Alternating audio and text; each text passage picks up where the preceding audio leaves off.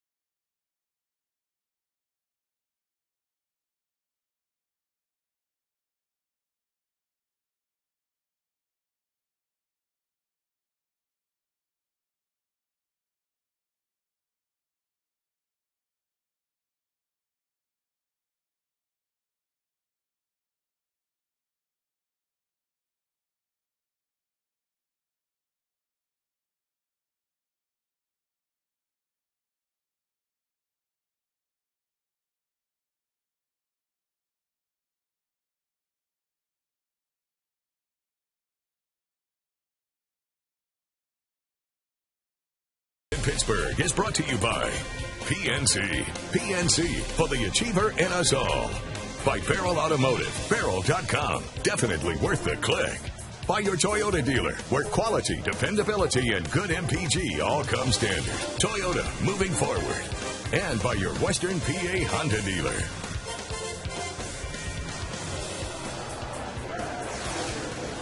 Let's check out now the Milwaukee Brewers lineup. It's brought to you by Toyota. Moving forward, Ricky Weeks leads off, and it's Corey Hart and Ryan Braun, who's batting .380 this season against Pirates pitching.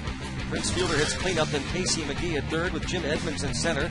Alcides Escobar bats seventh, the shortstop. Jonathan Lucroy, the catcher, and Dave Bush on the mound. Take a look at Lincoln's numbers on the year. As I said in the open, I'd like to see him work on that ERA, get it down in the mid-4s, and give him some confidence going into next year. A lot of things to look for with our younger players last 2 months of the season. And he comes in. He's not been afraid to do that. He's hit 4 batters in 7 starts. And, of course, Ricky Weeks has been hit by more pitches than anybody else in the league, 17 times. Weeks last night, 1 out of 4, just 3 hits against Karstens, but 2 of them left the yard, including the Weeks 6th inning homer. And he takes the strike. 1 ball, 1 strike to count on Ricky Weeks.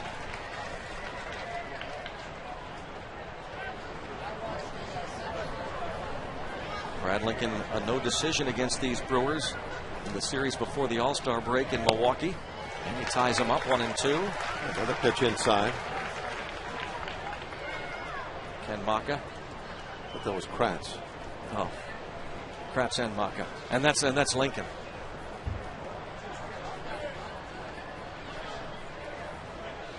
That's a big target, though, isn't it, Kratz? Yeah, he's a big shot boy. to third, deep third, big man at third, and a tough hop, but handled at first by Garrett Jones. He just bounced out there quite a ways on the grass. The long hop you don't really mind too much, or the short hop, that in between one.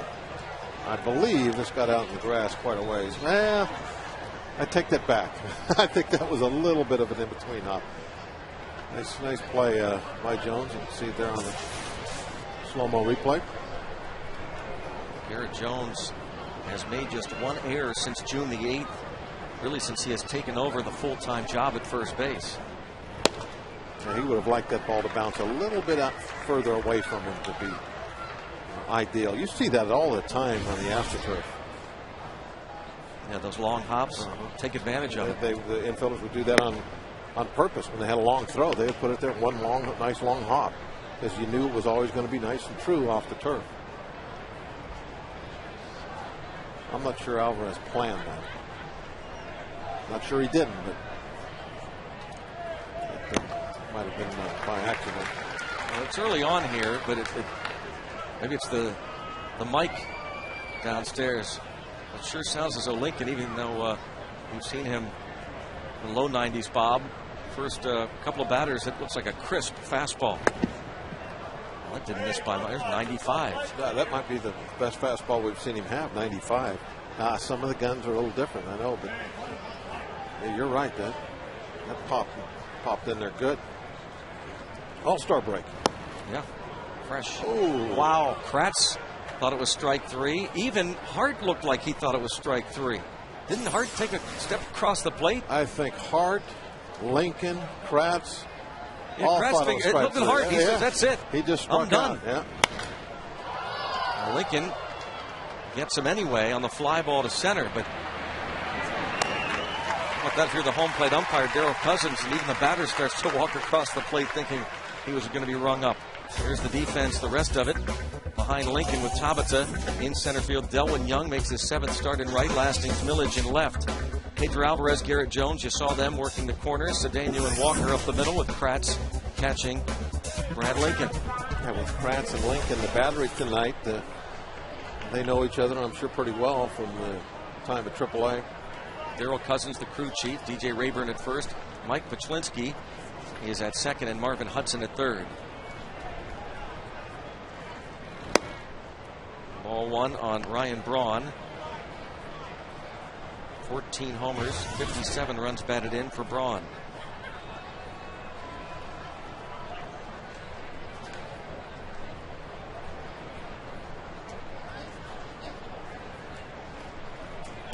Lincoln gave up 3 runs in his 6+ innings against the Brew Crew in Milwaukee. He's going to have a 1-2-3 inning to start this one tonight. Brad Lincoln sets him down in order. We head to the bottom of the first. The Pirates come to bat.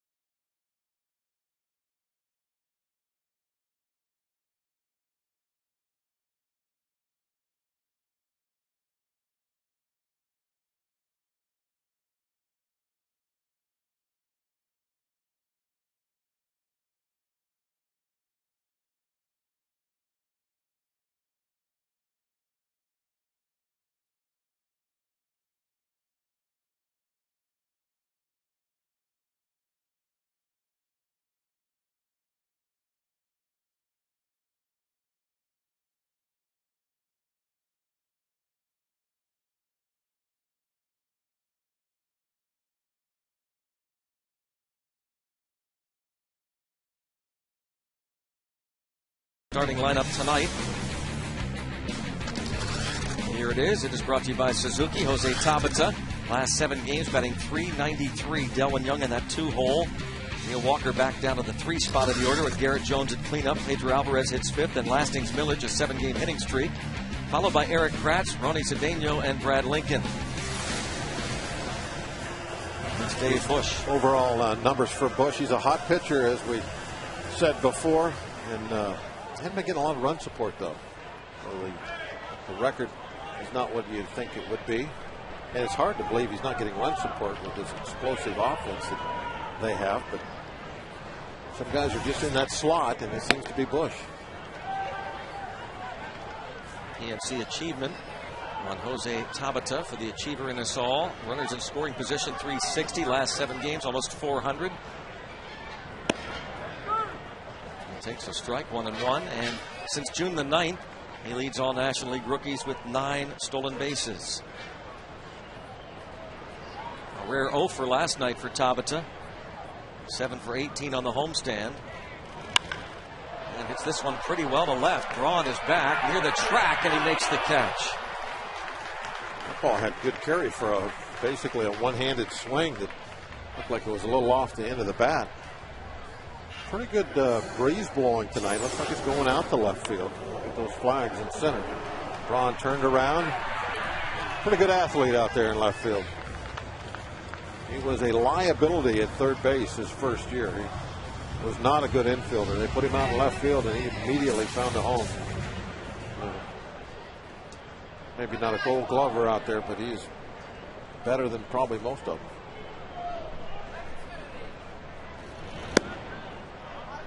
Delwyn Young.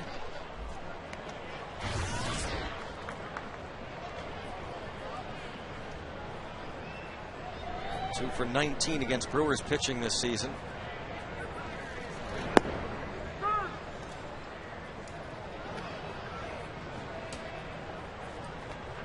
One ball, one strike on the switch hitter, Delwyn Young. Last night a pinch hitter in the 7th inning against Cameron Lowe and bounced out. 2-1, as Bob said at the outset. He's your best pinch hitter. You need to get him an occasional start, keep him sharp. But the strike zone is way different from last night. Last night it was a nice pitcher's zone. A lot of balls being called strikes. This is ripped to right. By balls, I mean baseballs. I'm not making any judgments. But there were a lot of pitches called strikes. Tonight it definitely looks like it might be a little tighter. Now we check out the Milwaukee Brewers defense. Ryan Braun in left, Jim Edmonds in center, Corey Hart in right. Casey McGee, Alcides Escobar on the left side of the infield, Ricky Weeks, Prince Fielder on the right side, the catcher, Jonathan Lucroy. Dave Bush on the mound. Defense brought to you by Mercedes-Benz.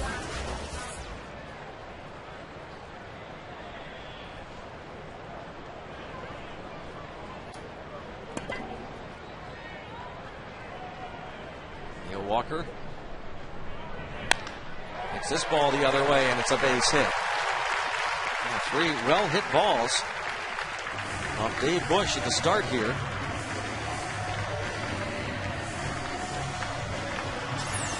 Got knee-high fastball away. Walker just goes with it. Not really a bad pitch. As far as the pitcher's concerned, I mean, that is going to nail the glove right in the outside corner. A beautiful piece of hitting.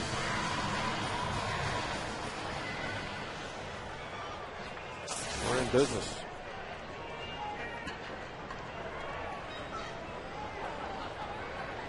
See Neil Walker, that graphic. Sprays the ball in the dirt, blocked by Lucroy. Jones 1 for 5 with a home run and a walk against Dave Bush. Eric Jones 1 for 4 in last night's game. That was a leadoff 9th inning single. The Pirates had the first 2 men on, down 3-1, but John Axford able to get the next 3 to get the save for Chris Capuano. The Brewers win for the 9th time in 12 meetings against Pittsburgh. We'll talk about a pitching duel. There just wasn't much offense at all last night. 9 hits between both clubs. Completely. We had 6. They had 3. Jeff Karstens did a fine job, except for a couple of long balls, and that was the difference in the game. Only gave up 3 hits.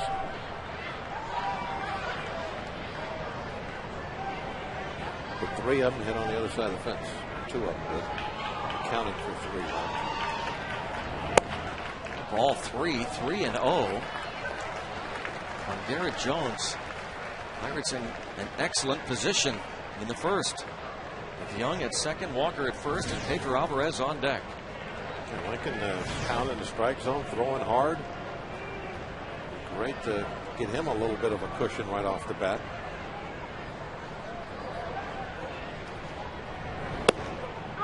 Takes a strike. Leads the club with a dozen homers, 55 ribbies.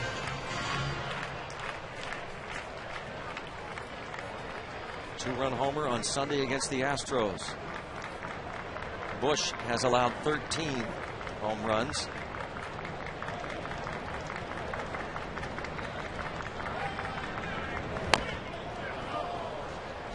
Now a full count.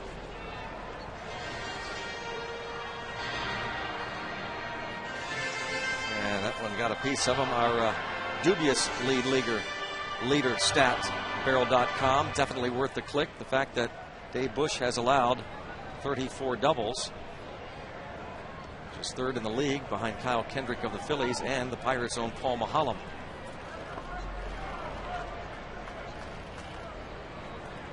Three-two count on Jones. Big pitch early on. Kendrick's not going to hold on to that lead long, is he? No.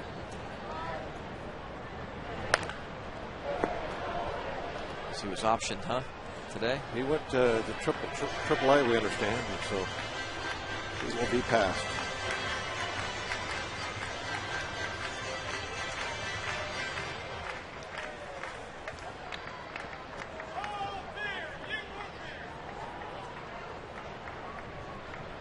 Three balls, 2 strikes, the count on Garrett Jones. Dave Bush, 42 walks, 57 strikeouts.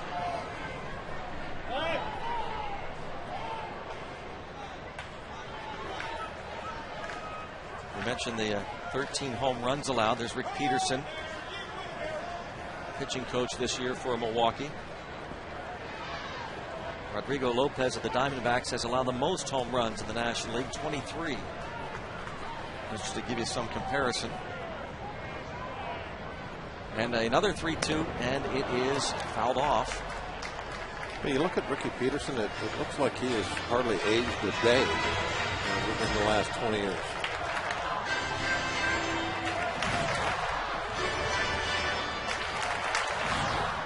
Son of a former Pirates general manager, Harding Pete Peterson. He was a coach for the Pirates, bullpen coach for a while. This is his first year as Brewers pitching coach. Also held that position with Oakland and the New York Mets. Another 3-2 pitch. And the bases are juiced for Pedro Alvarez. Here's Rookie. I guess there is a little hint of gray going in over the years. Changed much in the last 25 years. Peterson and Ken Vaca teamed together in Oakland. As Bob said, Peterson was a bullpen coach for the Pirates in the mid-'80s. For Chuck Tanner. Chuck's here tonight, I right? saw Chuck and his son Bruce Tanner. Good to see Chuck back at the ballpark. Missed him.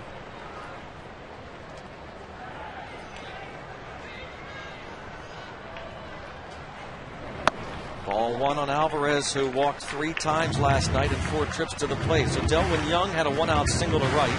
He's at third. Neil Walker went the other way with his hit to left. And Jones walked on the 3-2 pitch. 1-0 on Pedro Alvarez.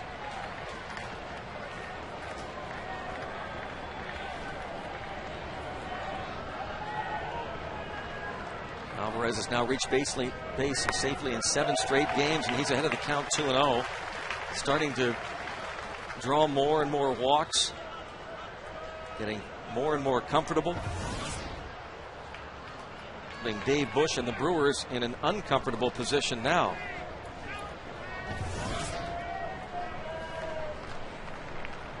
Bush is to the point now that he really just has to go for a big part of the strike zone. He can't try to pick, and he didn't. He just threw a fastball right down the middle. I mean, it's at one point you got to just say, okay, here it is, hit it. Hope you hit it at somebody. So obviously in that shot there, you can see there is no room for any more runners. Alvarez was 2 for 3 against Dave Bush that game in Milwaukee before the break. Another strike.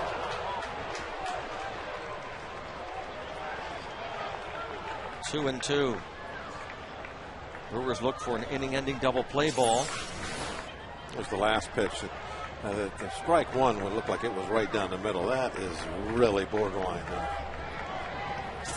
Look a little low.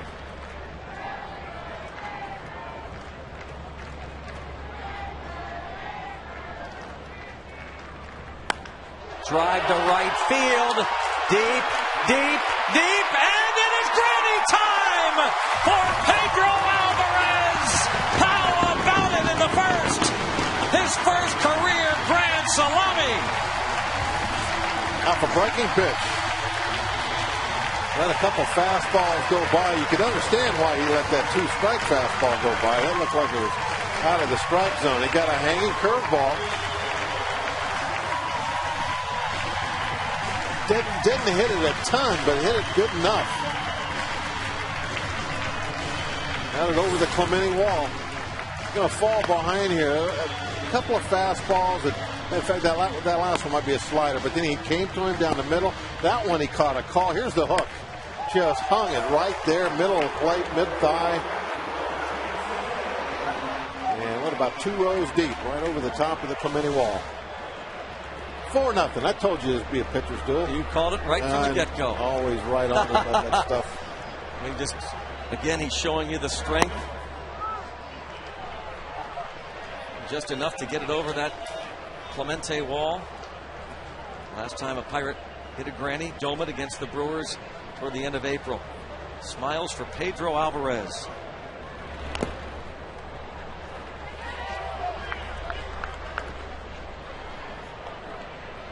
Home run number 4. Another look. 16 RBIs now, Pedro. There it is. Is that a sweet looking picture, huh? Anything that's hit high down that line, it's just 320. You got a good feeling about. You see McCutchen using his left hand to slap the back. A different look from our splash cam. Pedro Alvarez, 4th home run in the big leagues, first career grand slam. One of the reasons Pirate fans are so hopeful and so excited about this group. In a long time since the Pirates had a true threat.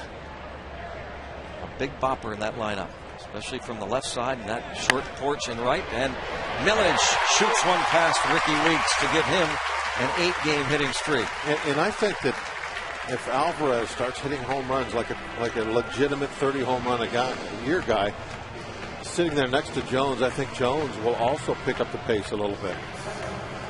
I don't think he's going to be the home run hitter Alvarez is, but he's going to be probably 25. Safe Auto Insurance reminds you you are safe at home with Safe Auto, proudly supporting the Obadiah Cole Foundation for prostate cancer screening and awareness. Early detection is the cure. One swing, first inning, 4-0. And as Bob said, now 16 ribbies for Alvarez, and this is 29th Major League game.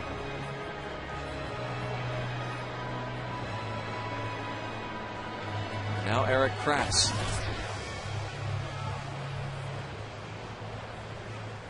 Before the game, John Russell talked about Domit getting a little dinged up, taking a foul ball off the catcher's mask last night, so just being extra cautious. And he did not mention the fact that Domit is just 1 for 24 in his career against Dave Bush. So it makes a lot of sense. Here's Domit.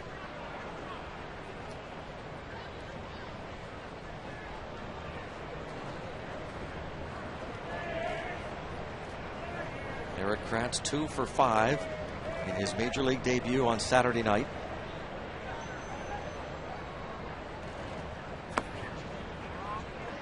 One ball, one strike. Check out Domit last night, Bob.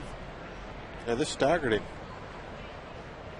Home plate umpire Manny Gonzalez kind of had to put his hand out. Make sure he didn't topple over. Put his hand right on his back to help him out a little bit.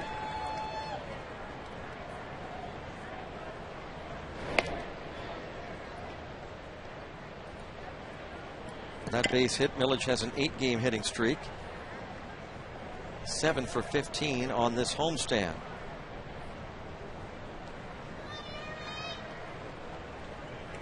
He has 5 steals and 8 tries this season. One of Kratz's hits the other night was a hit and run single, and the ball gets past Prince Fielder. Millage was not looking at third, and now he does, and Beasley had his hands up anyway.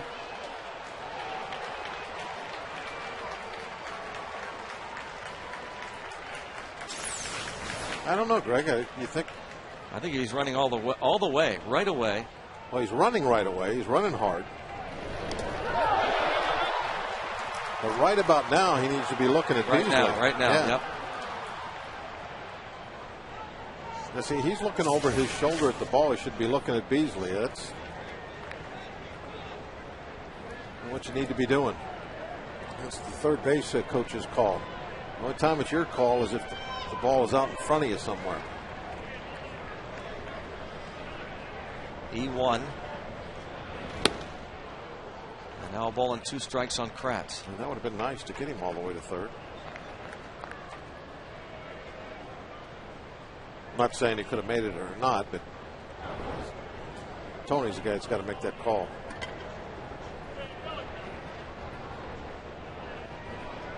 See if Kratz can bring him home.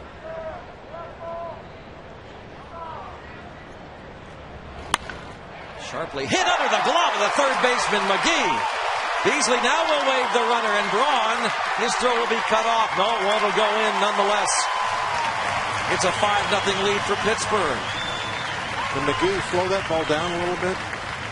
Couldn't tell if it was McGee that slowed it down or the grass just ate it up out there in the outfield. The ball almost rolled to a stop. Does he get a piece of it? Oh, yeah.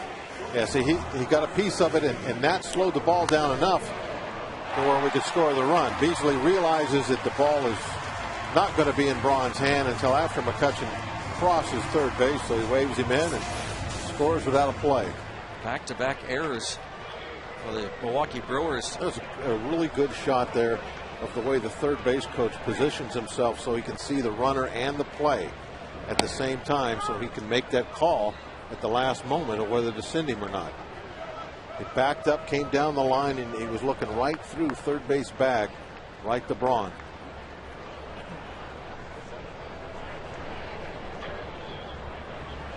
Five nothing. Cedeno, the 8th man to hit. Throws it into the seats.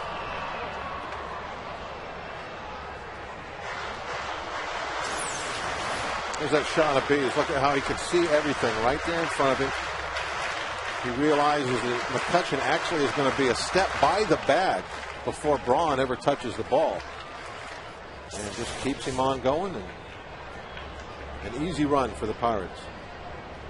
Millage waved by Beasley.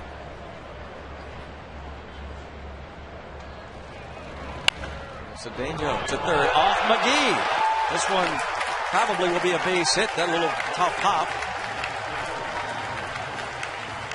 E5. Boy, the Brewers having a rough go of it here in the first. 3 straight errors. And Back-to-back by McGee. Now this bounce did eat him up in between hop. He tried to come up on it, but it went off his glove, the heel of the glove. It was hit hard enough that he really didn't have time to come and get the ball or back up, get a longer hop. At third base, sometimes you just have to deal with the bounce you get. It's the hot corner. The 9th and 10th errors of the year on McGee. And Brad Lincoln talks to Beasley here. Brad Lincoln, you know by now, a real good hitting pitcher. Now, 9 out of 10 with a pitcher hitting, maybe even more than that, 19 out of 20. This is a bunt situation. Lay the ball down on the first base side, get two guys in scoring position for Tabata. But with Lincoln, I don't know, maybe they'll play it a little different. They do have a 5-run lead. Get a little aggressive sometimes to get that cushion in a real good hitting pitcher. It looks like they're going to play it straight. Wants it right toward third. Beautifully done. He's textbook, isn't he, Bob? Oh, man, he can handle the bat very well. Fields his position. I mean, he's an athlete. A lot of pitchers are not athletes. They can throw the ball. That's draw the line right there. Lincoln's an athlete.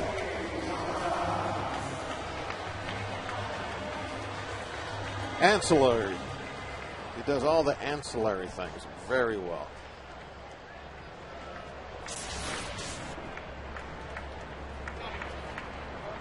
Two in scoring position for Tabata.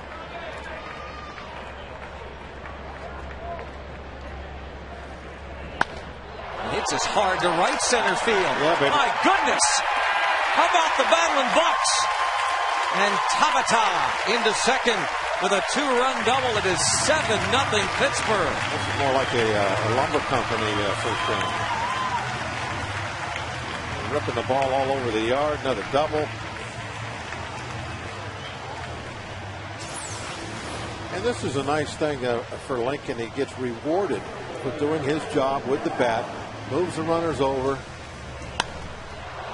And they get picked up. Of course, it was a double. Might have scored 2 anyway, but still, you know what I mean. When you go up there and you get a sacrifice bunt executed, it's a little extra special now when somebody knocks that run in. You feel like almost you're part of it. You are part of it. You got to share in. Line to right. The Lumber Company indeed. To the corner. 8-0. Pirates showing no let-up here in this wild first frame. Pitcher's doing good.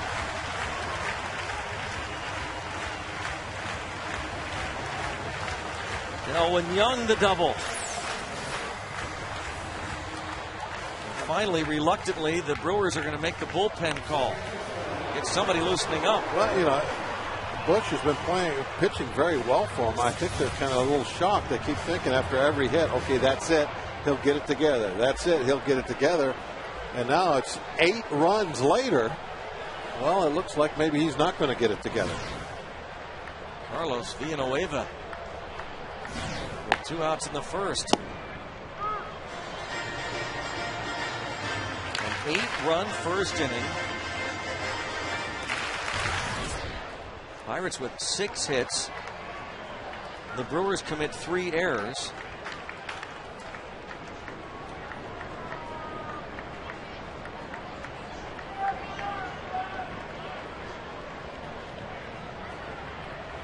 And the Pirates have stunned the Brew Crew here. Karstens would have liked just, 2, 3 of them.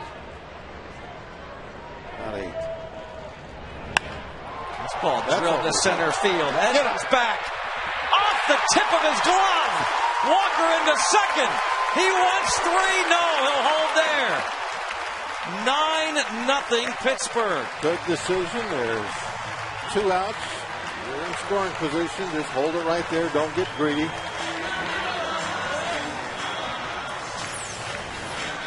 Last time up, which was also in the first inning, he took a fastball down and away and slapped it to left. This time he gets a breaking ball that hangs about belt high, kind of similar to the home run pitch Alvarez hit.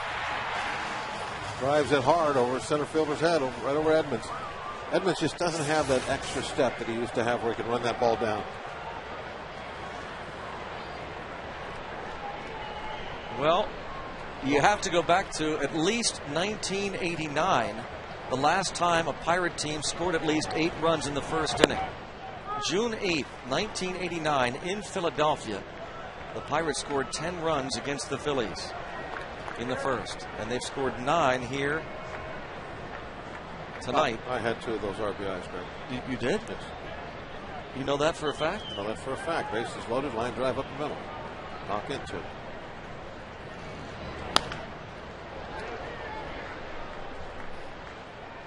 Look it up. You don't believe it? Look it up.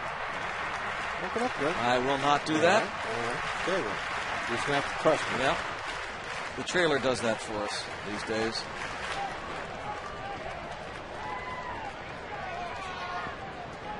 '89. The last time the Pirates enjoyed this kind of a first inning. Hop up.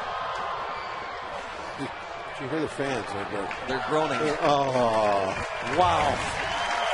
Wow, wow, wow. The folks will give this Pirate offense a standing O. The highlight, the Alvarez granny. 9-0.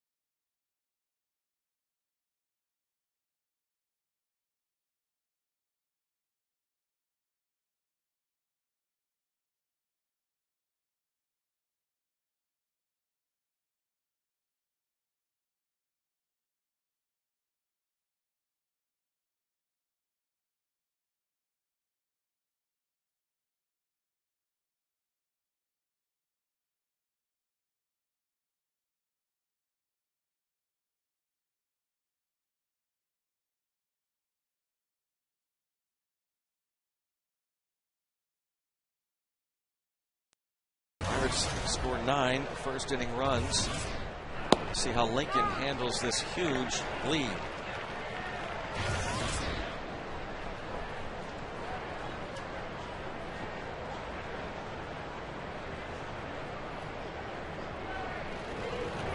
Oh boy. How about that? Obviously not trying to do that.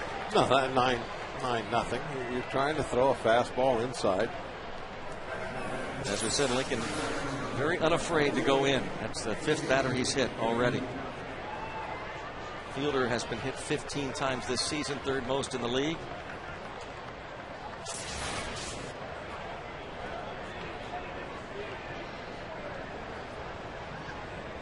It was a big issue over the weekend in their 4-game series against Atlanta.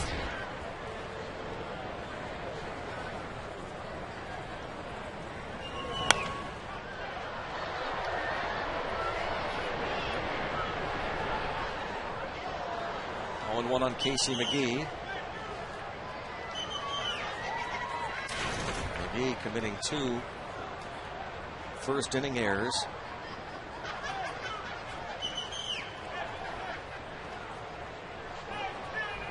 They're down 9-0. They're going to have to do a lot of making up to make up for those errors.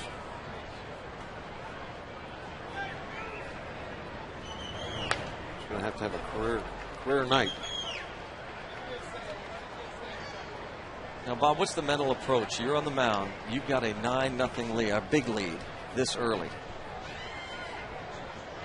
I'm not asking you to go back to 1989. You just hope one of the announcers doesn't threaten to walk home if they lose this game. Because you did drive in 2 of those runs back in 1989. And I think we lost that game about 15-12, something like that. 15-11, Gypsies tell me. But on most nights, your approach is just don't walk anybody. Right. Yeah, that's the main thing. Is you just like, okay, we just throw strikes. Don't walk anybody. You know, now if they start getting some hits, you have to start doing a little pitching. But you know, if you really go after the strike zone, and it's one of those nights where you got a little luck with you, then you're probably going to end up with some guys hitting some atom balls and some real nice quick innings, 6, 7 pitch innings, and you can go deep into the ball game that way.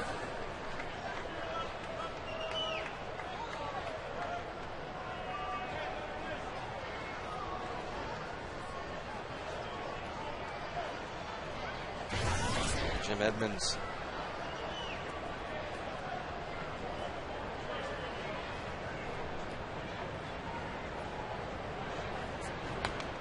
The difference is when it's a tight ball game,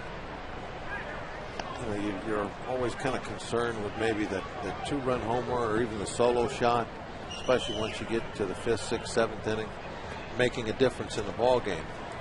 So you're maybe trying to make some perfect pitches, even on a 2-1 count or 2-0 count, a 3-1 count, trying to hit a corner, throw a breaking ball, something like that.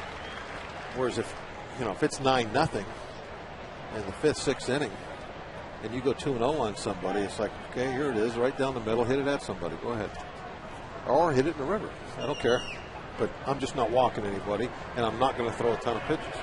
If you're going to get a bunch of pitches off me, you're going to have to do it with the bat. Hit in the air to left and over the head of Lastings Village. A double for Edmonds. Not a lot of speed on the bases right now. Edmonds just now arriving in second. Fielder not all that fast himself. All driving hard, and obviously to score 9-0, you're not going to be taking any chances on the base paths anyway. So it's going to be station to station for the Brewers for a while. First hit for the Brew Crew. The Edmonds double. Now Alcides Escobar.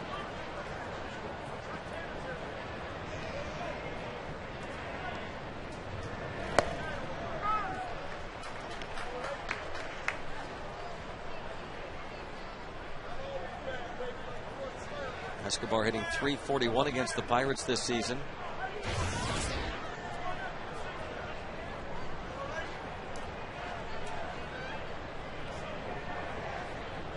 The 9th toughest man to strike out in the league.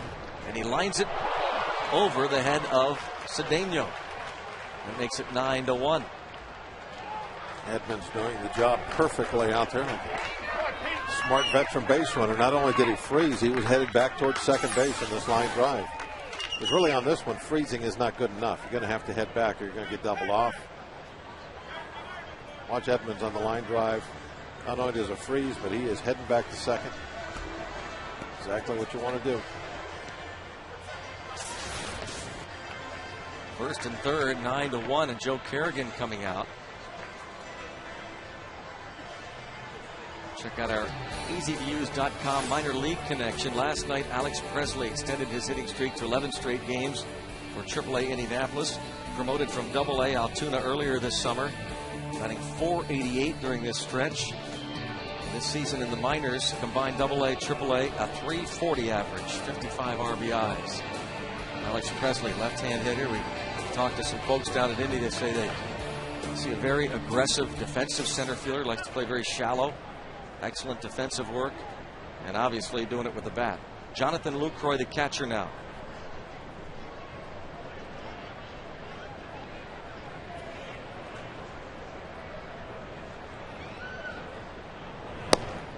Speaking of the minor leagues, congratulations to the general manager of the Bradenton Marauders, Dan Wolford, his wife Christine.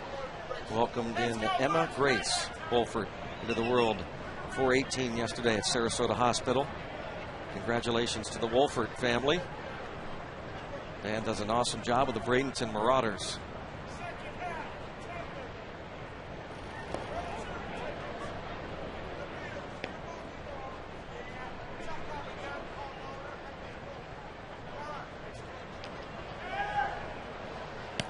Brad Lincoln, his 8th major league start.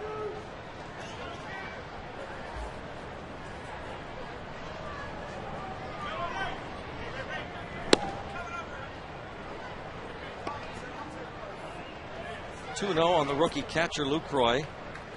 He's played in 26 big league games. 3rd round pick out of the University of Louisiana Lafayette 3 years ago.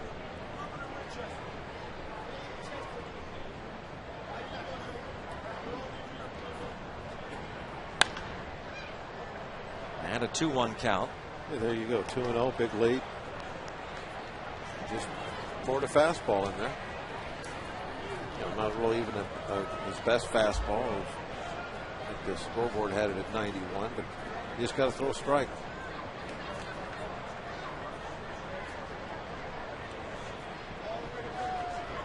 No 3-ball counts, I guess. That would be a good rule of thumb.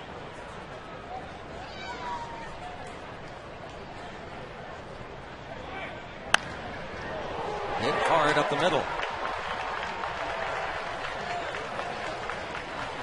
If they start hitting you hard, you make adjustments. Well, yeah, I was going to ask you, Bob, because... But then you make adjustments. You do change your approach then when you have a big lead. Sure I've heard some do. people say, oh, you don't change your approach, you go out there and pitch the same game. But you do, right? Yeah. And it's interesting because we saw in that first inning that fastball popping 94, 95. But this inning, it's basically 91. You know, there's probably some guys that maybe realistically can say that and be truthful with you. But those are the guys that don't ever change their approach for any reason because they're so talented. They throw strikes with anything they got at any moment. You know, like a Greg Maddux, for instance. I mean, he's not going to change his approach. Why should he? But for the average Joe, yeah, you got a big lead. You're going to take advantage of that. You're going to try and have some quick innings. You're going to pound that strike zone. You're going to stay away from 3-ball counts because you know that what's going to happen. The easiest way for the other team to make a comeback is for you to help them out and start getting some walks. And now somebody pops one over a fence, you know, and there's 3 runs real quick. And that's how teams can mount some kind of a comeback. Ball bunted in the air and right to Lincoln. Well, Bush having a real fine night, isn't he? So far, no.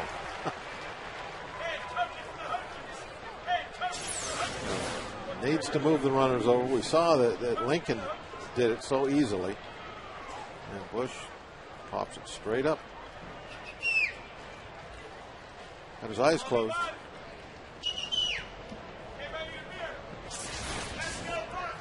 Lincoln now the top of the order. It's the 2nd out. Ricky Weeks grounded to Pedro Alvarez to start the game. Yeah, he's probably lucky that he did pop that up because the angle of the bat, that ball was coming right back to Lincoln. That'd have been an easy double play. Lincoln, if it was bunted hard, which it looked like it was going to be, since it was popped up pretty hard, Lincoln could have just turned through to second, back to first, double play, inning over. With the direction he was trying to bunt that ball, he was fortunate that he did pop it up.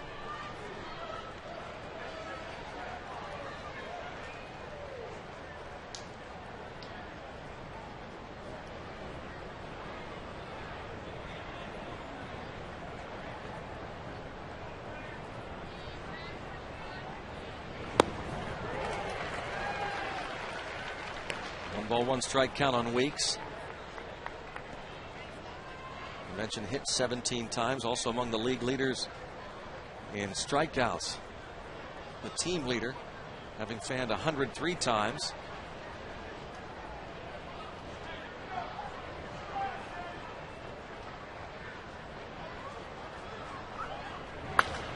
Up the middle. A base hit. This will score another run. It's 9-3.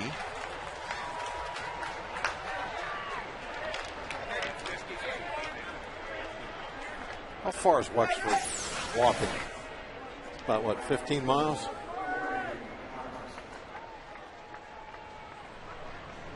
Or Ambridge. I'll walk to Rook's place. the saloon. Right up 65. Be a nice little walk. Nah, it's not going to happen. I'm sticking with my original prediction on the Open. What, a pitcher's duel?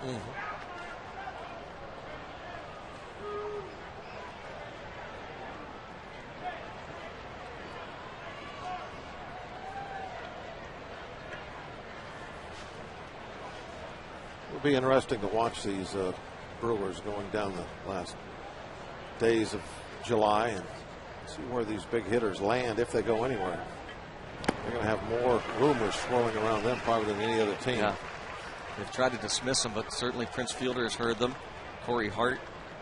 Doesn't sound like, I saw a quote today from Fielder, it was on the internet, saying that I have no opinion. They're going to do whatever they're going to do. It's almost like kind of thinks they are going to trade him.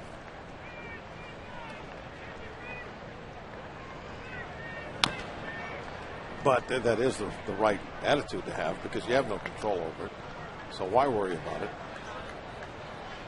Because he is right. They're going to do whatever they're going to do. And when he gets his 6 years in, then he can have some say where he plays. Until then, he's got to go where they tell him to go. Led the league in RBIs last year. He has been, obviously, along with Ryan Braun the last few years, one of the top lefty-righty combos offensively in the league. 1-2 on Corey Hart, who flied to center field in the first inning. A 1-2-3 first for Brad Lincoln. And now throws his 25th pitch of the second inning.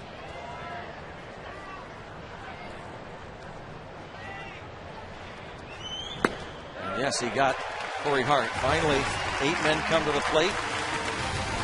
Back to the bat rack for the Buccos. Victor Alvarez will lead off.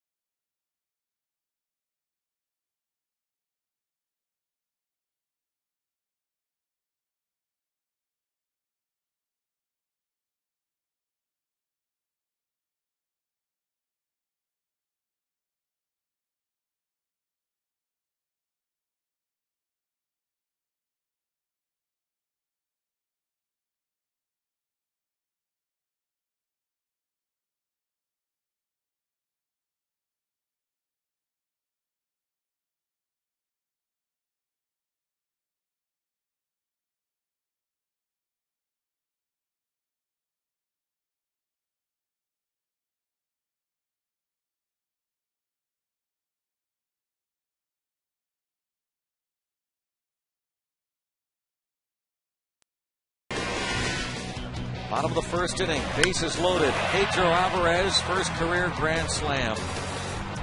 A cold hard blast brought to you by Coors Light, the world's most refreshing beer. 9 first inning runs. The last time the Pirates did that at home, August 8th, 1893, against the Chicago Colts at Recreation Park here on the north side. August 8th, 1893. Last time the Pirates scored as many as 9 runs in the first inning at home. Baseball's been around a long time.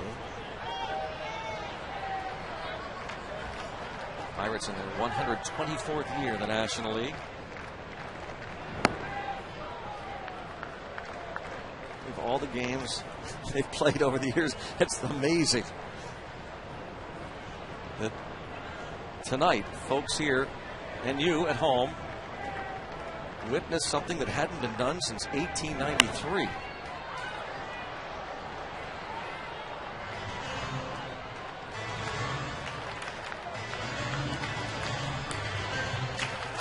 Alvarez now with 4 homers. What if they had the pup night at Recreation Park back in 1893, Bob? Well, there was, I'm sure, some dogs running around. 3-2 the count.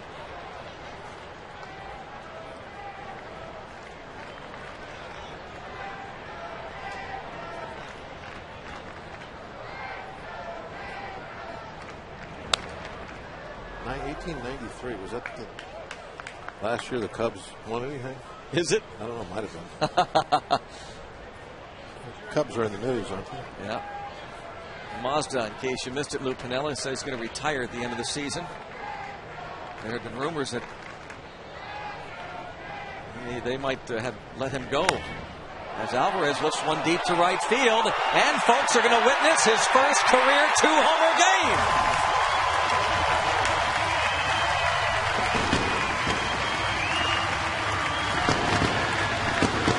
Amazing. An amazing night. It's an amazing game. You know, I don't know if there's anything that's more important for the Pirates. I mean, this could be argued a little bit than the last couple months of this season when Pedro Alvarez hit like he is tonight.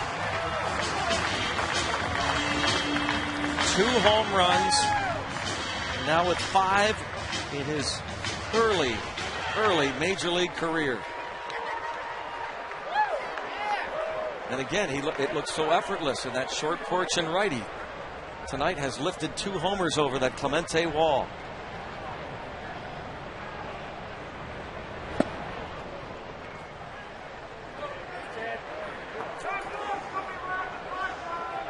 More to come. Yeah, stay tuned.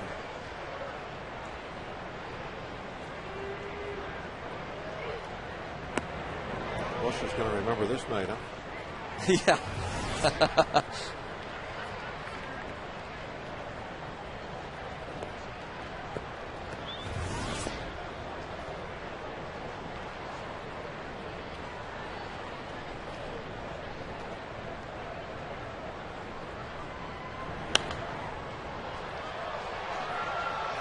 Dave Bush react to the home run by Alvarez here.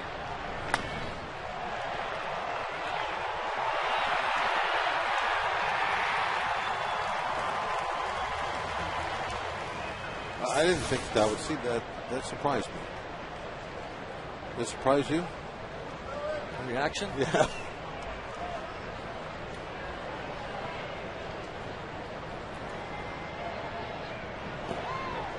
Kind of thought maybe it would be like just turn around and get another ball at that point. Just one of those nights. Yeah. He acted like he just tied the game.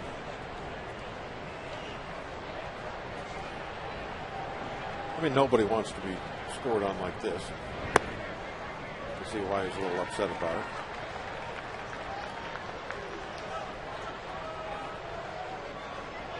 Millage singled to right field in that first inning.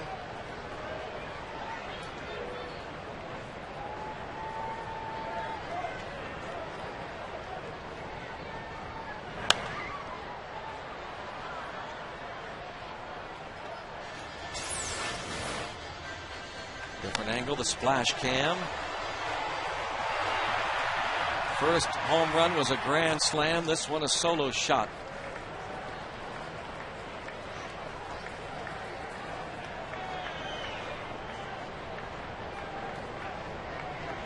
That slow-mo, you get to see everything. The spin of the baseball, follow the eyes of the hitter.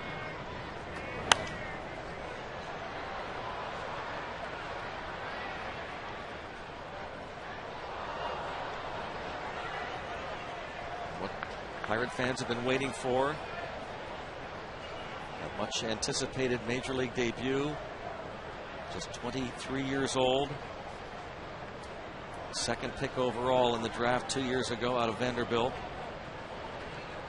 When we were talking about 1893, Greg, I started looking up some of the events of 1893. Yeah. How about this one here? This is an interesting one that I found.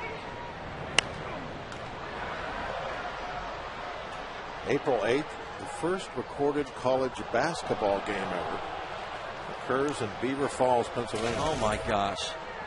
Geneva How College about that? and the New Brighton YMCA. Oh.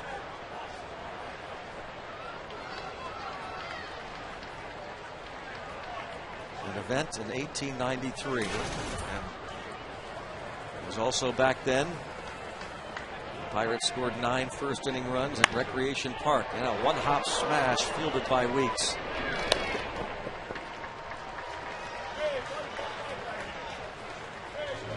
Well, traveling this season, take the Pirates with you. Subscribe to MLB.tv. See every Pirates game live or on demand on your computer. Visit Pirates.com to order.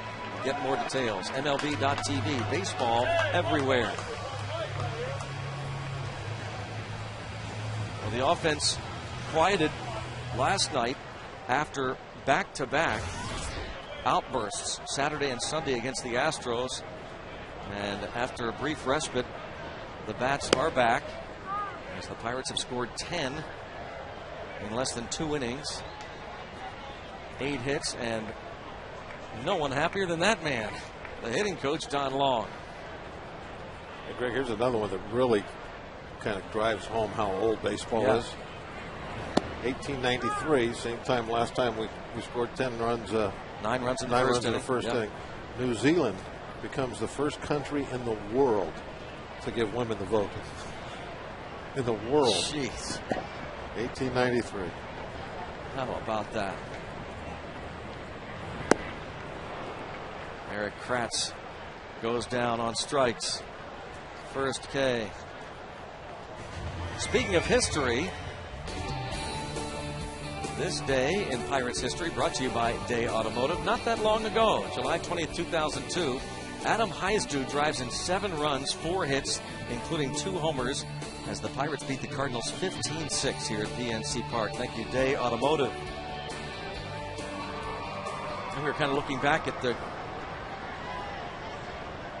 some former Pirates who made their major league careers after long years in the minors. Heisdu spent 10 years in the minor leagues before he made his major league debut at the age of 29 in September of 2000. I think he was practically mayor of Altoona, wasn't he? Yep. Altoona Curve player for a number of years, went back and forth even after that. Minors in the majors, but a very popular player. Cedeno taps to third. McGee. Oh my! Almost fired it over the head of fielder. That would have been a topper. And number 3. Alvarez hits number 2 tonight and number 5. And the Bucks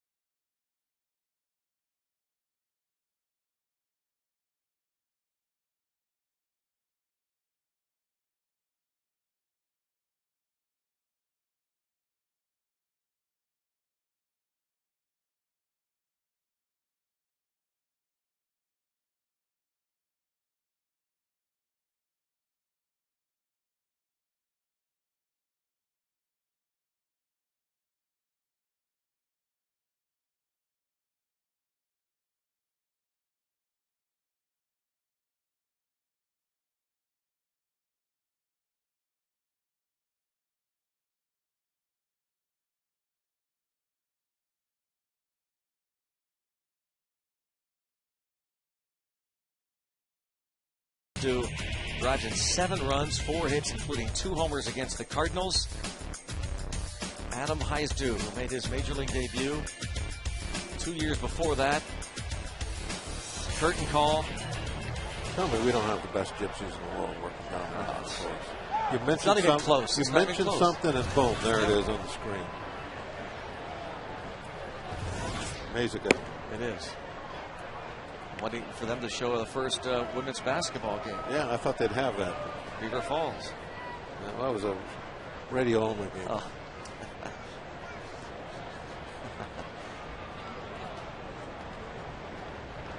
10-3 Pirates. Brad Lincoln, after the Bucks gave him 9 in the first, gave up 3 in the second. Alvarez gives him another run. And here we are now in the third. Braun bounced to shortstop Ronnie Cedeno in a 1-2-3 first inning.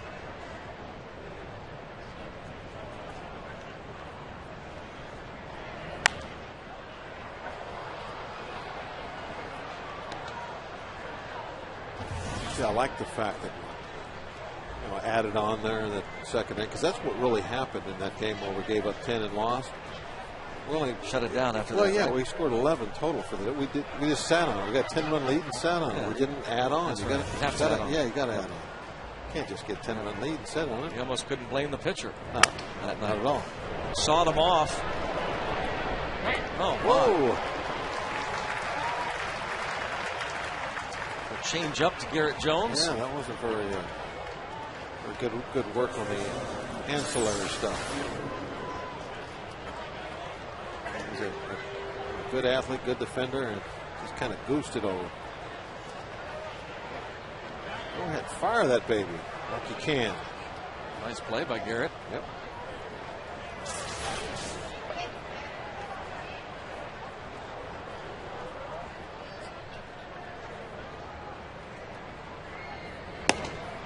Fielder hit by a pitch to lead off the second. Starting off away this time.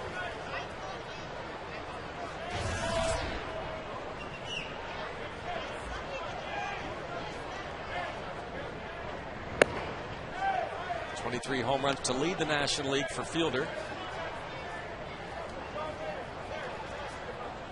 How excited those Brewers fans were when Fielder burst onto the scene 5 years ago. Played in just 39 games at the end of 2005 and hit 2 homers. One of them off us, I believe. Yep. Pedro Alvarez, this is his 29th game of his big league career. And he's hit 2 homers in his first 2 at-bats tonight. Alvarez then hit 28 home runs his first full year in the big leagues and 50 in 2007. Fielder. Prince Fielder. 50 home runs in 2007. Current leaders in the league. Last year, 46 homers, 141 runs batted in for Prince Fielder.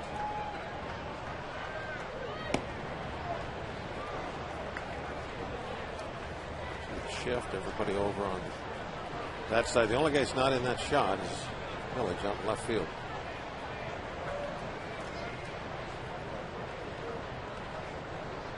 But the outfield actually shaded him to hit the other way with a severe shift on the infield. Into center past Alvarez. 1 out single.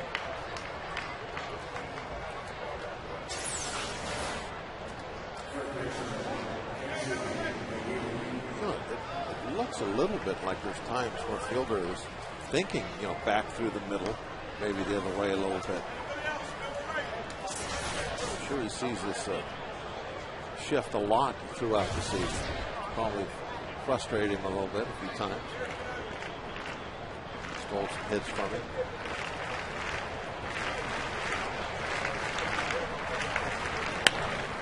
And going the other way with a base hit to right, Casey McGee.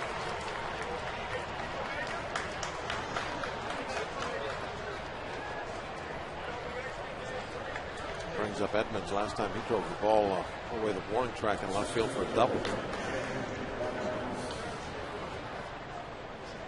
What's going to happen here Saturday?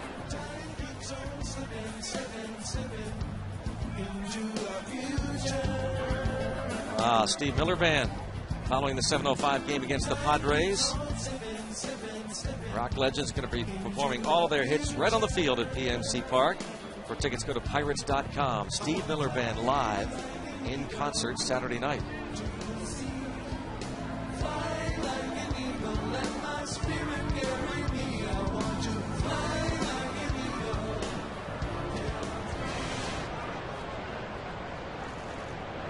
Should be a great crowd on hand for the Pirates and Padres. That'll be the middle game of that 3-game series.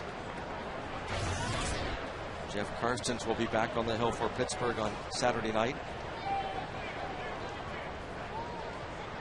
You know he'll be here.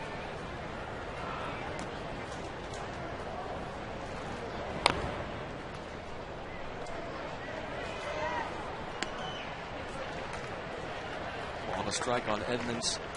A couple of change-ups in a row, went back-to-back with it. It's going to be an important pitch for Lincoln as his career moves on, especially against left-hand hitters like Edmonds. Karstens working on the fingernails. A lot of pitchers do that. It's not uncommon to see him out there with that emery board. Fly ball deep. Real deep. Gone. 3-run homer. 10-6.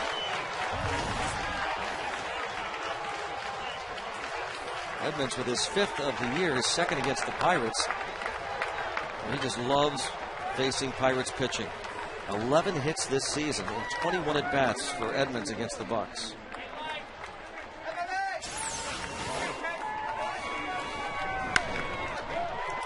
Fastball, ball belled high. Right on the outside half.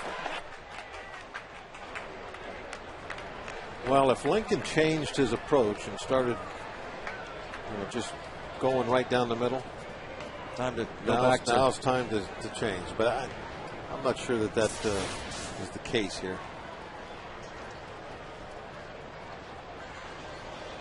But he did show some excellent velocity, didn't he, early on? Yep. We haven't seen the 94s and the 95s since early in the game. No, early in the first inning, still early in the game. Here it is again. Look at it. It's belled high, right on the outside half. Edmonds pretty much knew he had it. Started jogging right out of the box. I think Lincoln maybe tried to reach back and hump up a little bit. Really lost his release point on that fastball as it bounced on the plate.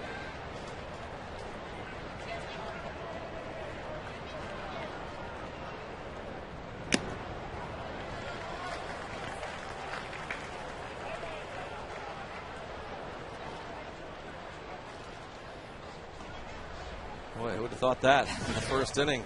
The Pirates put up a 9 spot. But Carrasco is loosening in the bullpen.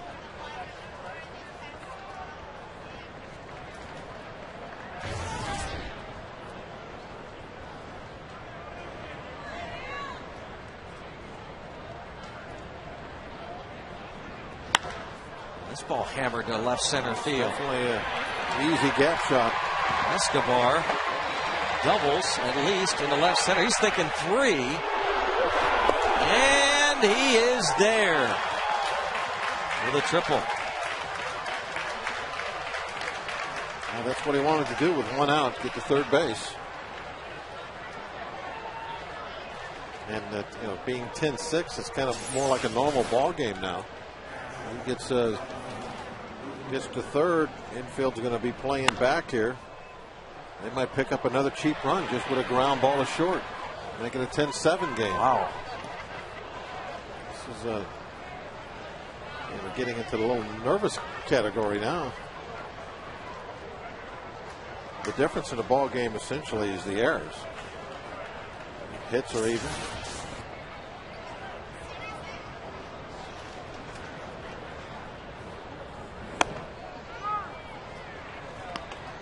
Lucroy singled in the second. Nice to get a strikeout here. I don't want to see that 7th run come home.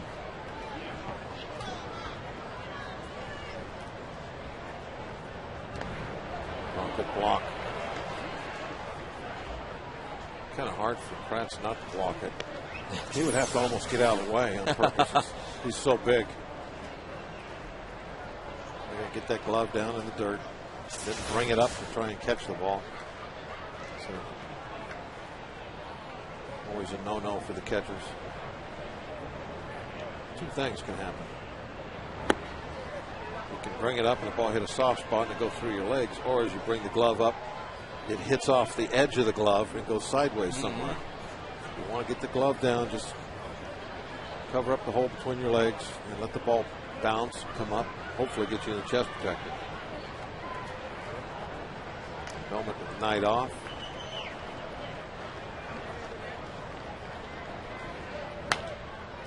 Okay, we're 2 strikes.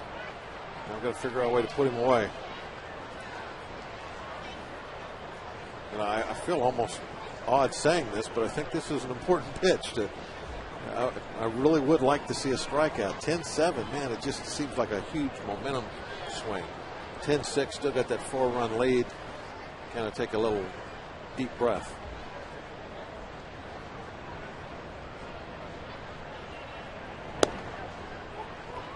Missed with a fastball, 3-2.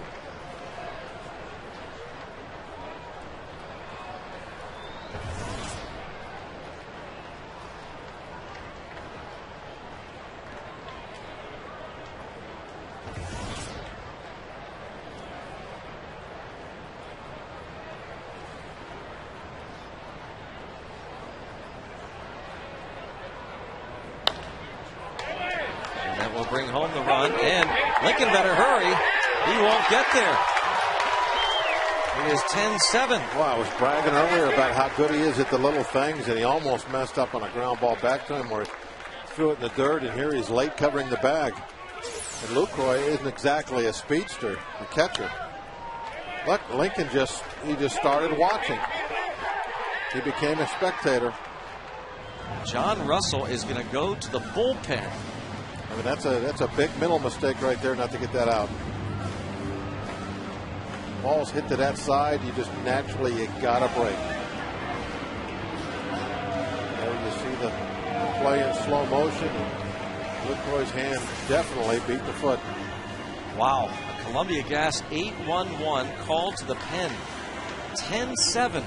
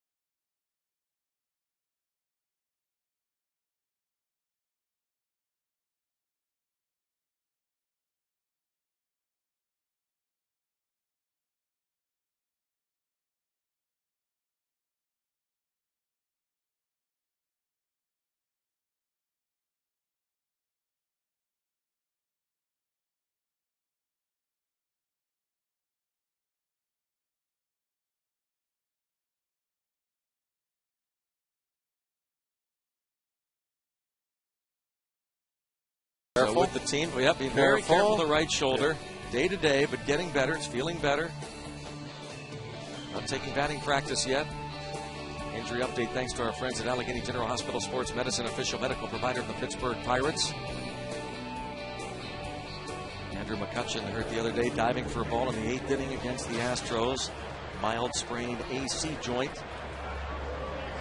Right shoulder, cleared to run and catch some fly balls, not cleared to throw or swing a bat yet. He's anxious to get back out there, obviously. Dave Bush now will try and sacrifice against Carrasco.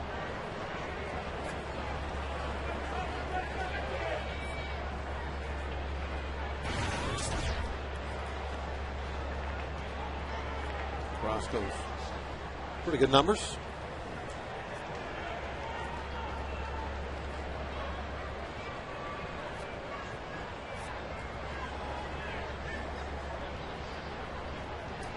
Pretty amazing that Bush is still in this game. He's getting his second at bat. Takes a strike. Second chance to bunt. Last time up, he popped the bunt back to the mound. Third base coach Brad Fisher. Over at first, Ed Cedar.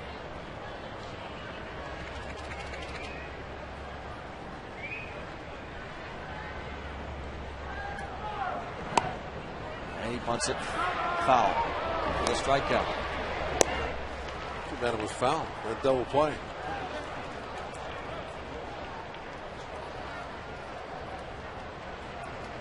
Brad's going through with the throw down to second base just in case. But where he picked it up, he knew it was actually a foul ball. Never know what the umpire might call, what he might see. Looked like maybe it was fair just for a slight moment. Rolled back across the chalk.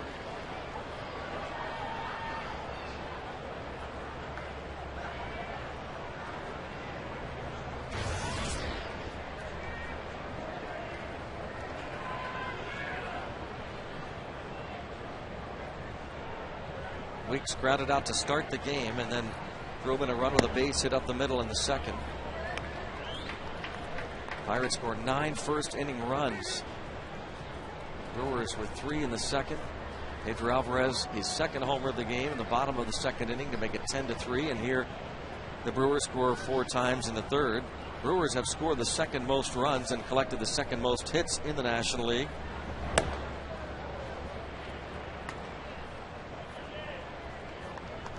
Their 118 home runs are 4 more than the Cincinnati Reds for tops in the senior circuit.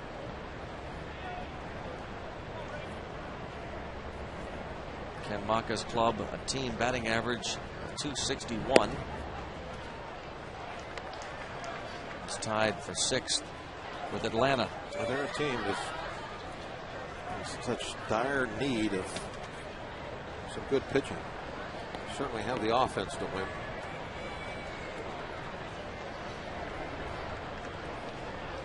Only the Pirates and Diamondbacks have a higher team ERA than do the Brewers. Now 3-1 on Weeks.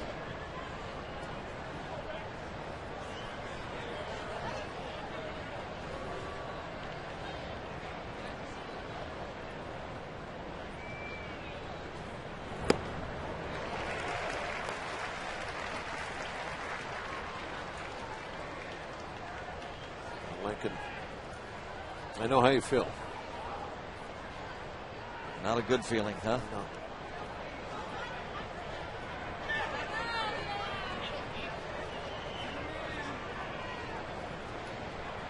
Carrasco didn't get credit for the win on Saturday, but what a job he did as he strikes out Weeks looking to really settle things down. Carrasco, strikeout of the pitcher on the bunt, a strikeout of Weeks.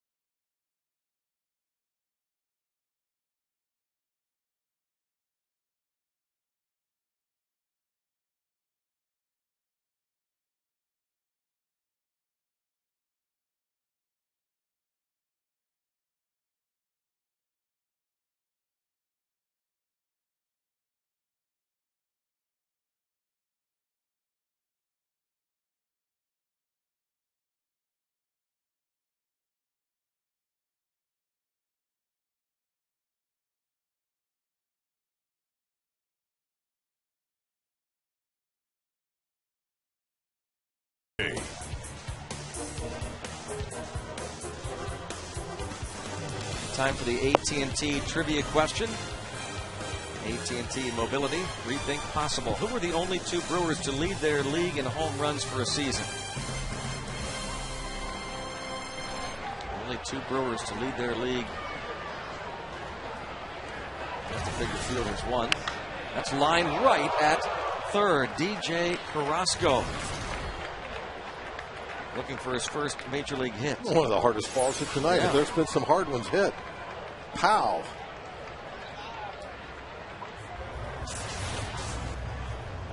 AC McGee, who committed 2 errors in the first inning. Can we guess at the? Sure we can. I'm going to roll against that. I'm going to guess Gorman Thomas. Ooh. That'll be my guess. Okay. Who are you going to guess? Well, I've made just 2 people now. You got to understand. Oh, I'll go with Fielder. Oh. I like that. They were showing Fielder. I think that was a hint. Fielder, when he hit 50 something, didn't he lead the league? I believe. Yeah. Sound like that donkey on track. You believe? Drew a great chuckle from the trailer. They could only hear it home. We get a chance to hear some of the sounds in that trailer from the Gypsies, and they were giggling on that one. 1-2 the count on Tabata.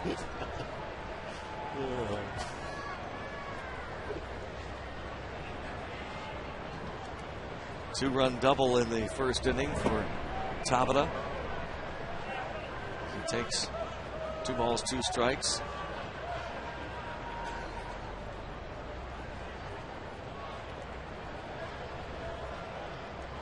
The Duchess heading down the Allegheny. And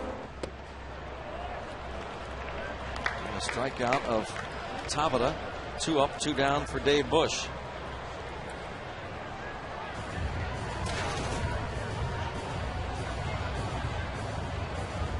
.69 pitches thrown by Dave Bush. This has got to be one of the weirdest games Bush will ever be involved in. He has now gone more than Brad Lincoln. More innings. Lincoln went 2 1/3. Now 2 2/3 for Dave Bush.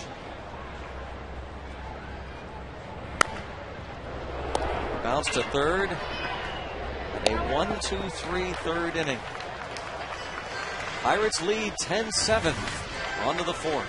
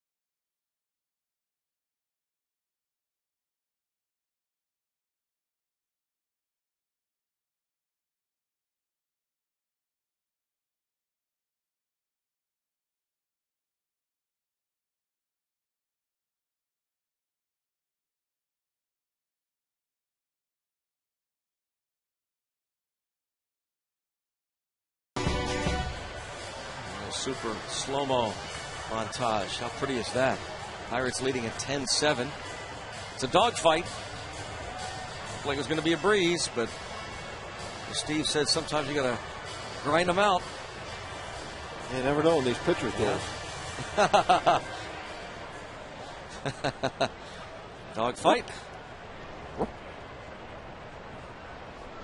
Hopefully they'll Jeff Mitchell and the guys will see the Weimaraner. We've got to get the Weimaraner on there at some point. Corey Hart has flied out and struck out. No, that is not a Weimaraner. There it is. There's no, a Weimaraner. not even close. Yep. That's what you have, huh, Greg? No, that's lunch. A couple of those. And a base hit to start the fourth for Corey Hart. Brewers are having some fun now.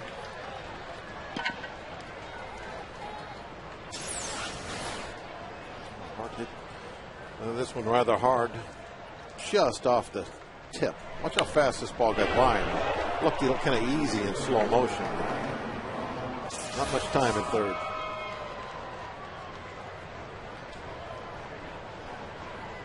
Ryan Braun 0 for 2. Only position player for the Brewers without a hit. Brewers have now out-hit the Pirates 10-8.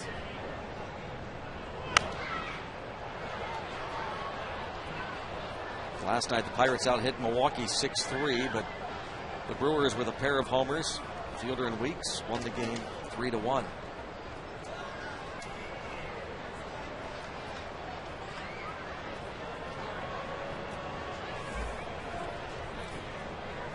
Braun really slumping a couple of weeks ago. Just picked it up again. Still not having a Braun type numbers at this point. RBIs are probably in pretty good shape. Home runs 14. That's probably a little low for him. Hitting in the 280s.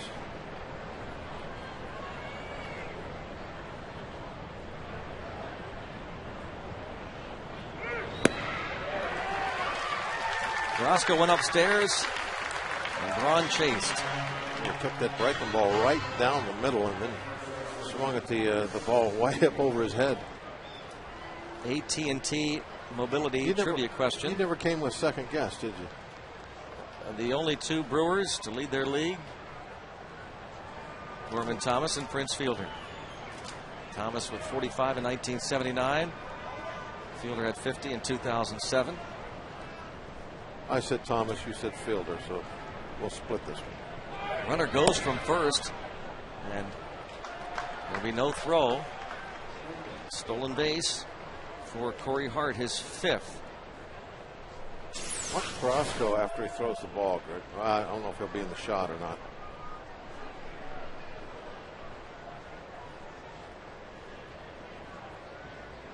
There's a replay on it. Carrasco ran halfway to first like it was covering the bag. He didn't want no part of that mound with the Kratz thrown over it. Ground ball right side. Walker. Fielder retired on a grounder. Hart to third. 2 outs. Talking to Neil Walker before the game about settling in at that position. So still a lot of nuances. Going to start thinking of himself as a second baseman. So every day there's still things. He was out there earlier today with Carlos Garcia. Just so many things to run through your head. Where to be on cutoffs and bunts and who's going to cover where. And just it's taxing, but he's loving it.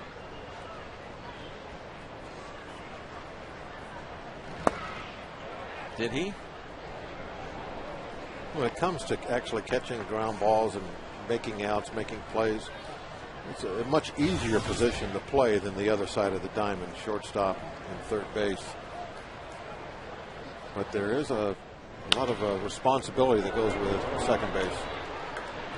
On to first, Carrasco. 1 2/3 scoreless going to the bottom of the fourth inning. Pirates lead is 10-7.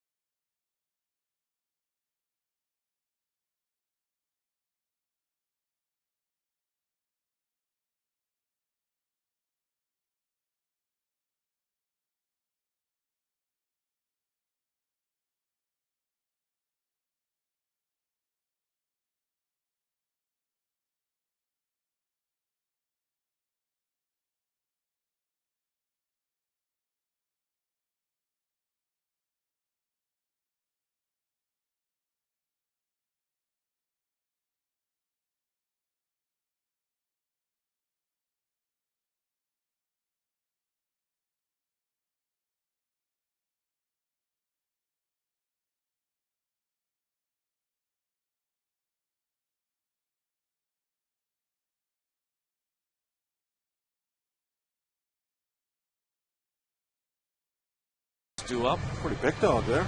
Big white dog. What Yes, is that? it is. You know?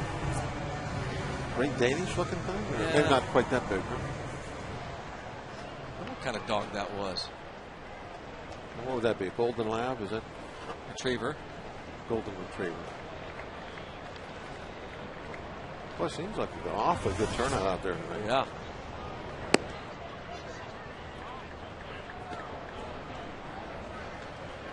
Walker has singled and doubled over Edmonds' head for an RBI.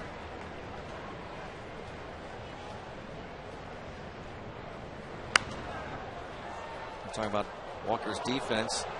Well, he's learning that second base position really on the fly in the big leagues. He played very little of it this year in the minors.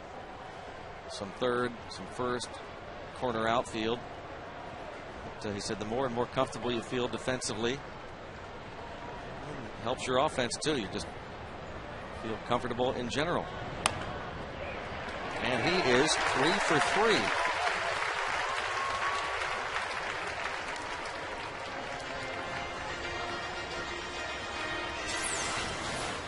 I agree, Greg. When it's all said and done, the way Walker is going and feeling more comfortable, the way he's hitting, the way he's fielding, that I don't think the Pirates have to worry about second base for a while. Above average speed, very athletic.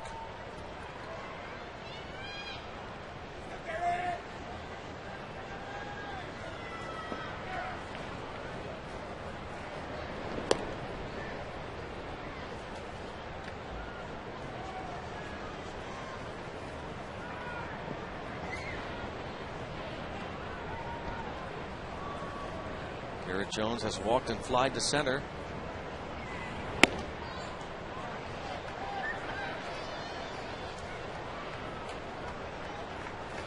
Bush might be on his last legs. There's somebody out in the bullpen, and he's in a hurry. He's throwing rapid fire action.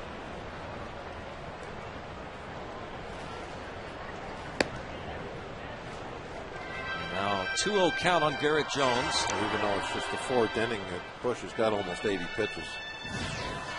Villanueva was up in the first inning. Back up again. Rick Peterson will go out to buy Villanueva some time. Yep, and that's what this is about. Now, you know, if all of a sudden Bush, gets an out here at Jones, and perhaps he'll be allowed to pitch to Alvarez. Maybe not. I don't know. That's going to be an interesting to see what happens there. But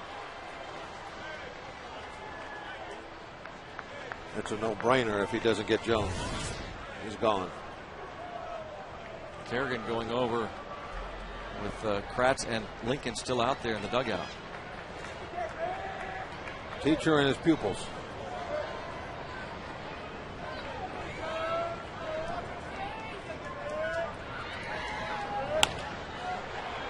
And this will allow Bush, you would think, to face Alvarez against the double play ball. Marco's scratching the back of his neck right now. He's thinking about it. Looks like that saved him, that double play. He's going to face Alvarez. Alvarez, a grand slam in the first and a solo homer in the second.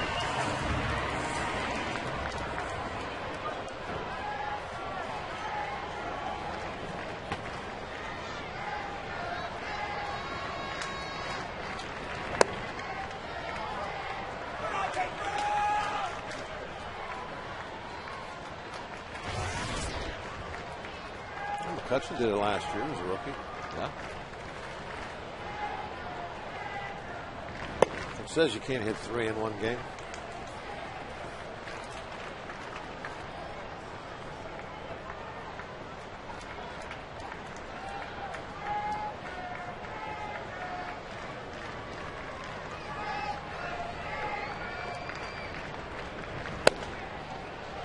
Away, 3-0.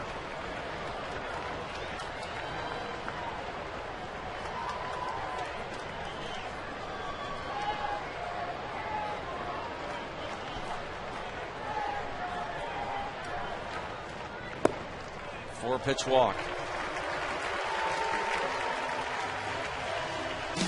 The Aspendeno plays that made you smile. First at bat, first inning, bases loaded. First career grand slam. The Pirates a 4-0 lead, then stepping to the plate, leading off the second inning, a solo shot. 2-homer game for Pedro Alvarez. The Aspendeno plays that made you smile.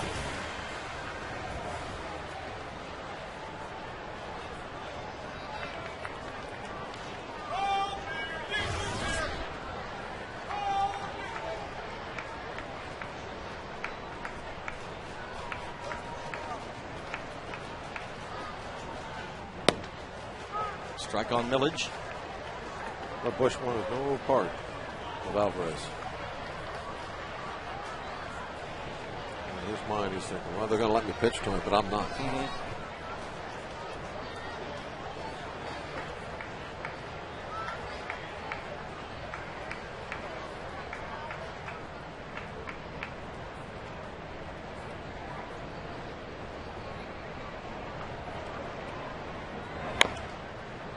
Dribbled foul. Bush ahead of Millage 0-2. Millage with a base hit in the first and a ground out in the second. Alvarez will go back to first.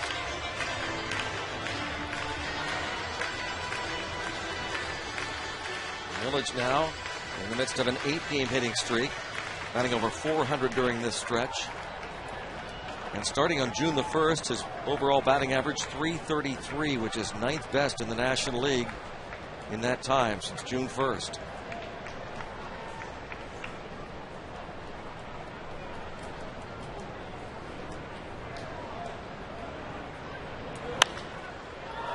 Fly ball to right fielder Corey Hart will end the bottom of the 4th. On to the 5th inning. Pirates and Pedro Alvarez lead 10-7 over the Brewers.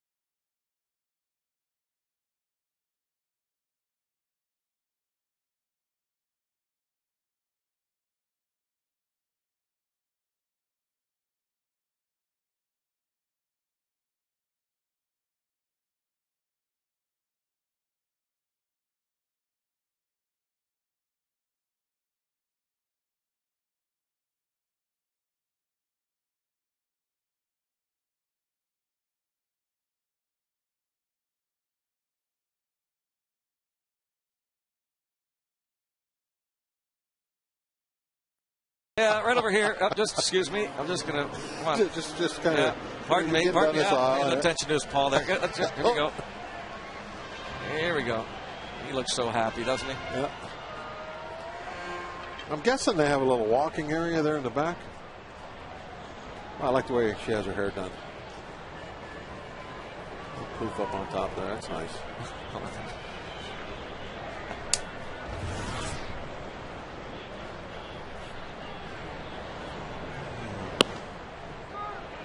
Jim Edmonds 2 for 2. Nights are my favorite nights, I think. They are great. And extremely popular. 0-2 count on Edmonds.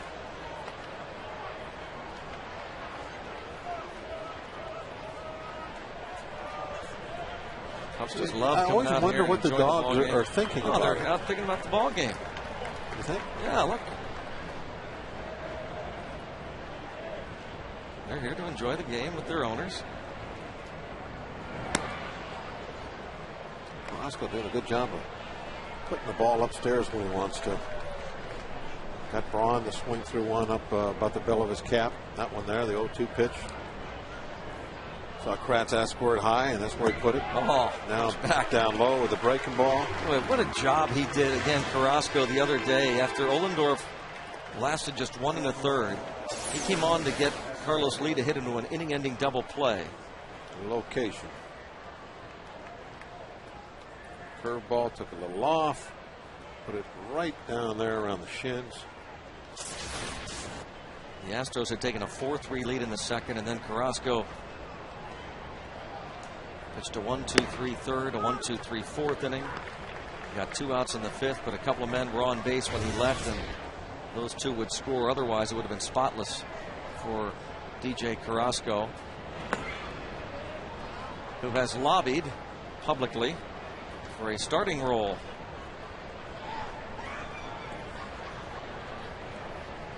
He wants to hit. That's what he wants to do.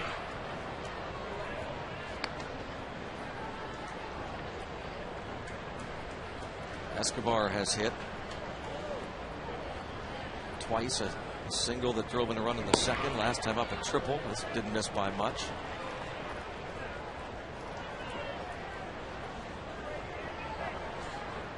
He's supposed to be on a fire truck or something.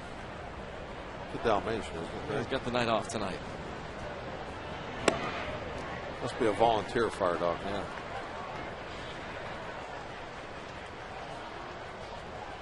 A walk to Escobar with 1 away in the 5th.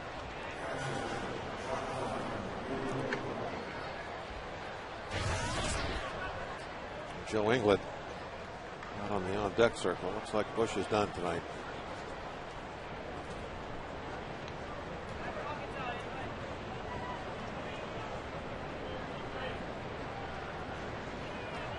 Lucroy, an RBI infield hit in the 3rd. The last batter that Lincoln faced, as Lincoln failed to cover first base. Lucroy also singled in the 2nd. Lincoln still out there watching.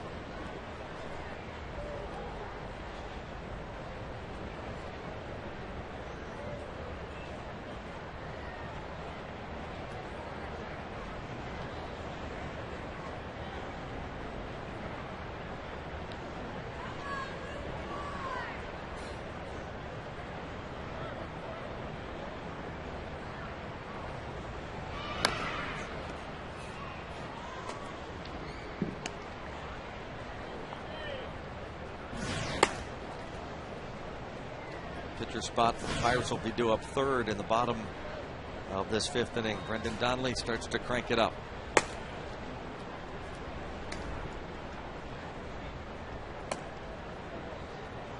Oh and 1 on the catcher, Jonathan Lucroy.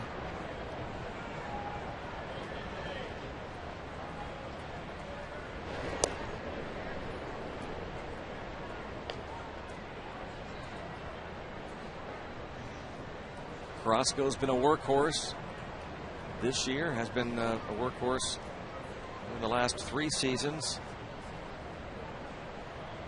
Last couple years in the American League with the White Sox.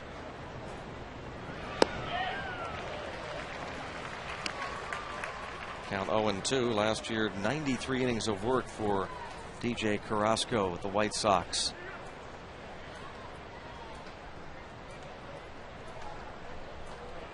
Did make 1 start, but 89 of those innings in relief, which was first among all American League relievers.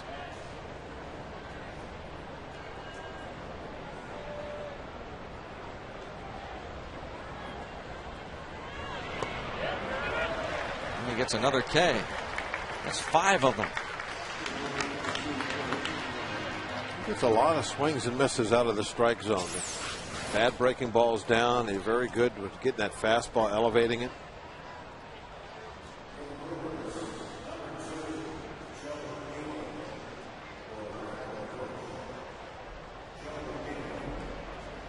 in the dirt. The strikeout of Luke Croy.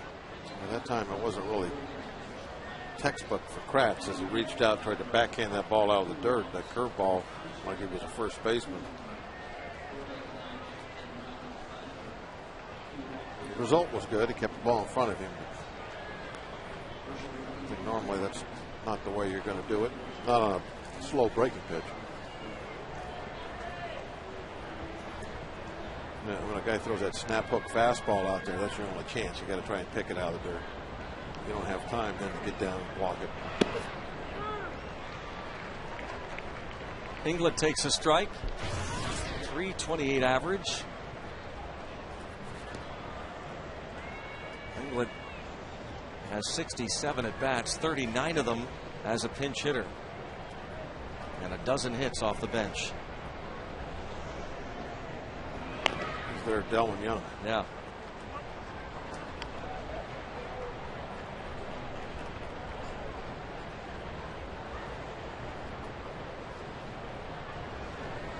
There's our Delwin Young.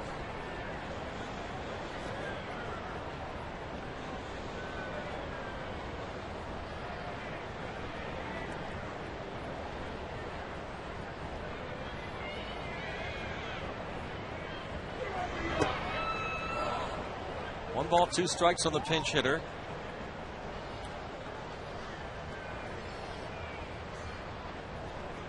Thought Adam was out of town. He's a Red Sox fan, Adam Elmore. Works in our trailer. His brother.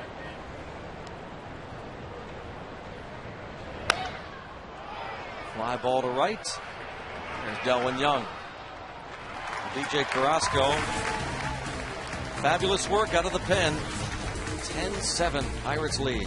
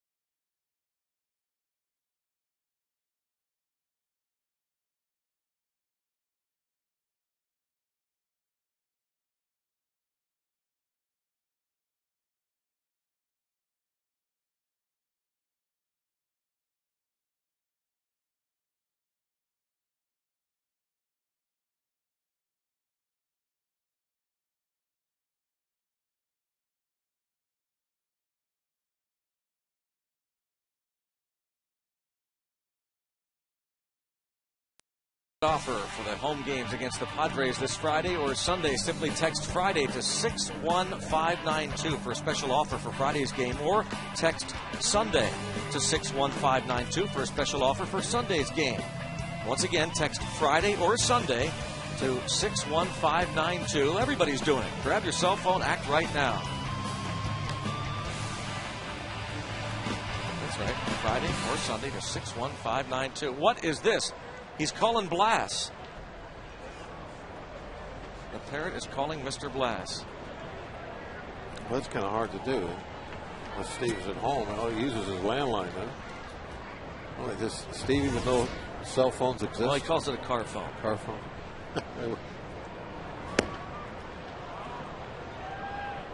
Mr. B back from the alumni golf tournament yesterday at South Hills Country Club. We hear it was a great day. We have a new decoration out there, too. Look at that. What? Is that Mickey Mouse? It is. Pete Toma brought that back from the All-Star game. Anaheim. Our producer. There they are, next door. Between Tim Neverett and Steve Blass is the Mickey right there.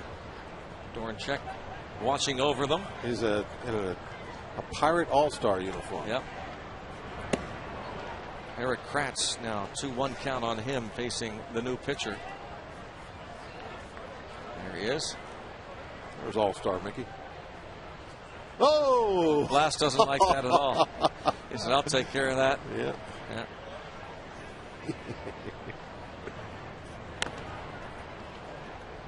Now, what was Pete doing out there? The All-Star game? Greg? He was working it. Working some TV. He's production. He's an All-Star. Yep. He was picked.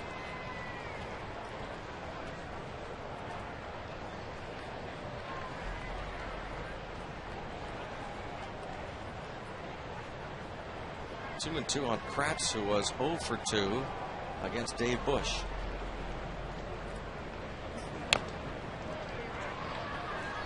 What do you call that stuff? The swag? Is it? That's right. Anytime you're picked to go to the All-Star game, you got to bring back the All-Star game swag. That's right. And that was what Pete brought us. You know, Evan Meek brought back some stuff for his teammates. Yep. T-shirts and the like.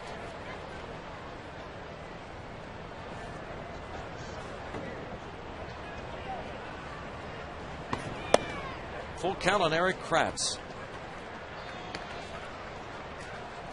Hit .296 this year at AAA with 9 homers, 37 RBIs. Playing in his second major league game at the age of 30.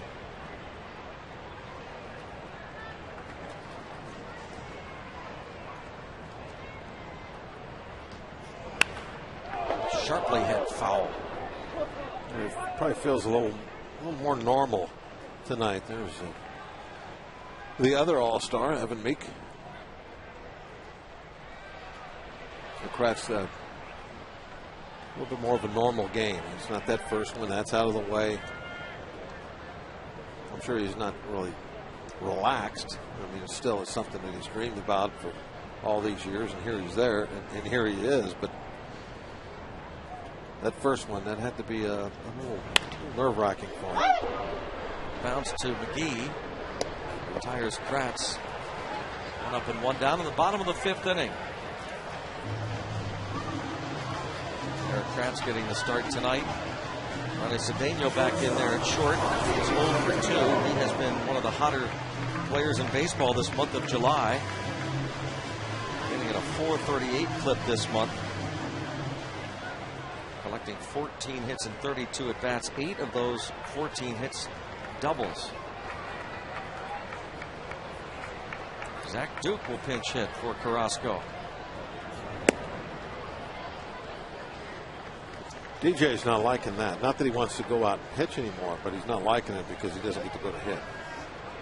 Carrasco loves to go to the plate, swing the bat, and he hit a frozen rope when he got a chance earlier.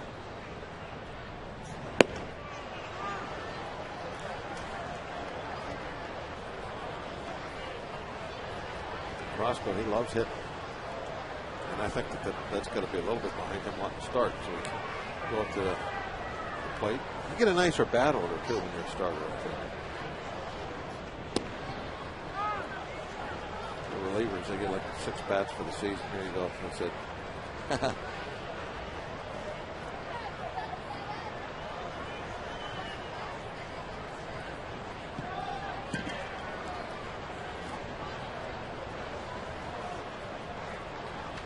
Cedeno 2 for 8 against Villanueva in his career.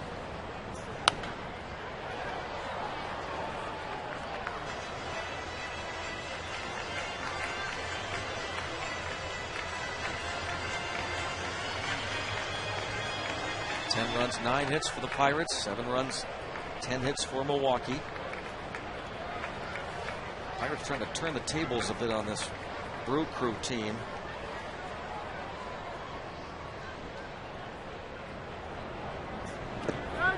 third he offered. 2 up, 2 down for Villanueva in relief of Dave Bush. 5th career pinch hit appearance now for Zach Duke.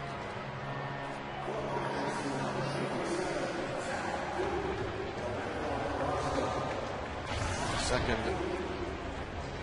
pinch hitting appearance of the season. You talked about Carrasco wanting to hit him. I guess most pitchers probably like to hit Bob. But what about being called upon to pinch hit as a pitcher? How good does that feel? That's a feather in your cap right there. That earns you big time respect.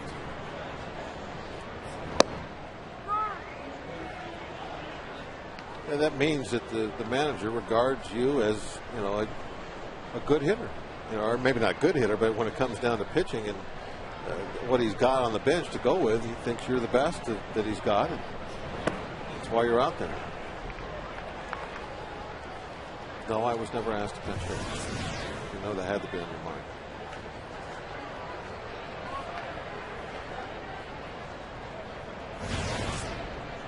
Guess it wasn't. No comment.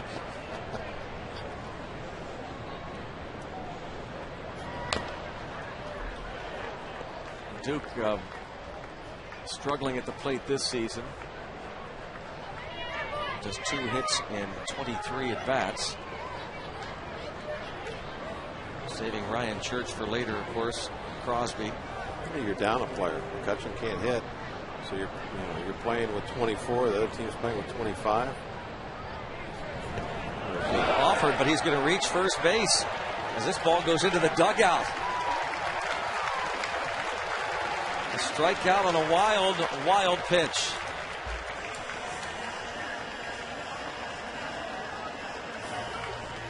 Any way you can.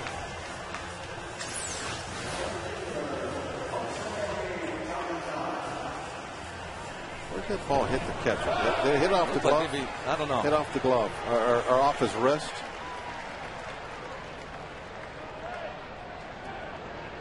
See, now, Greg, I think the glove came up to try and meet the ball. Right. And deflected the ball off to the side instead of letting the ball come up and hit you in the chest protector. That's what I think happened.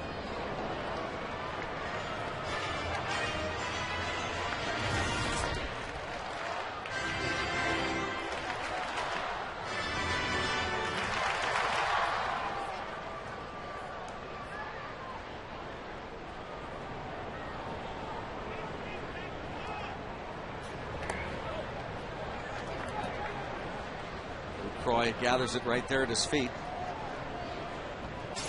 Take a look again. Watch the glove. See if it comes up to meet the ball. It looked like it went off his wrist just above the glove. Jonathan Lucroy. I don't know where that would have hit if he kept the glove in the dirt. Probably would have hit him in the forearm. Maybe the same result anyway.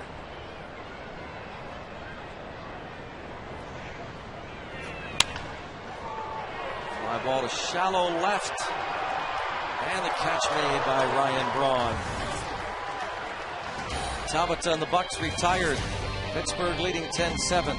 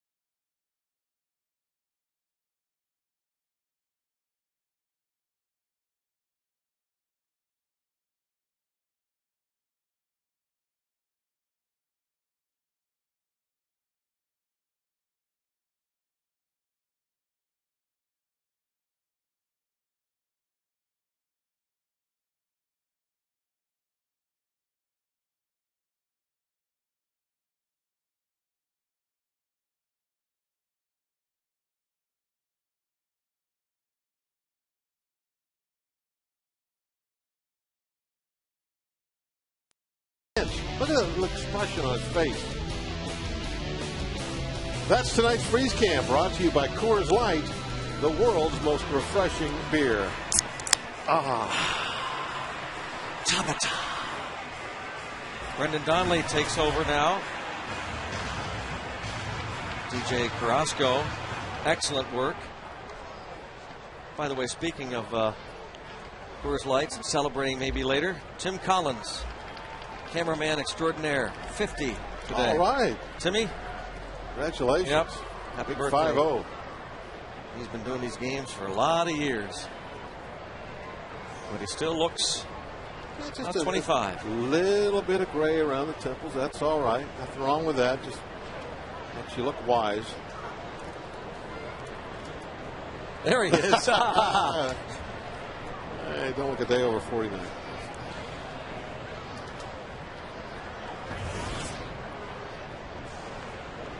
Ricky Weeks against Brendan Donnelly.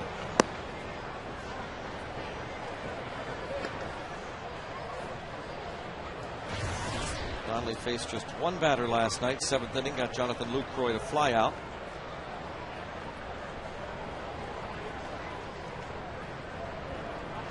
Donnelly's been on a little bit of a roll.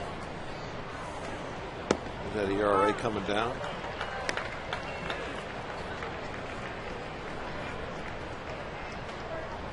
A lot more strikes. I was talking to him a little bit a couple of days ago, or it might have been yesterday, and about having that arm sometimes not getting up in the throwing position, not catching up because he's so quick and violent to the plate. And I thought that he had that problem a little bit earlier in the year when he was having some issues with walks. I think the arm was catching up in time. Lopez will be ready.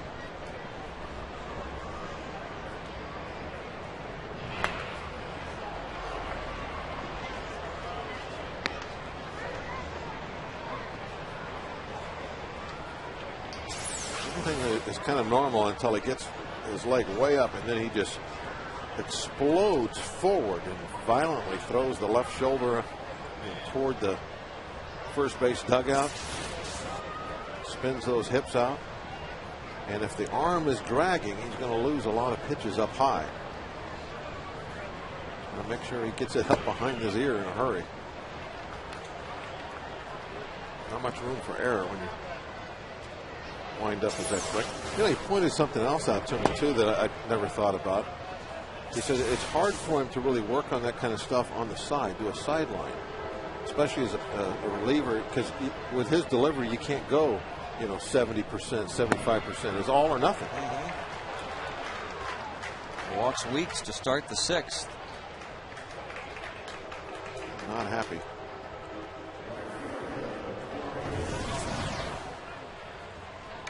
Corey Hart 1 for 3.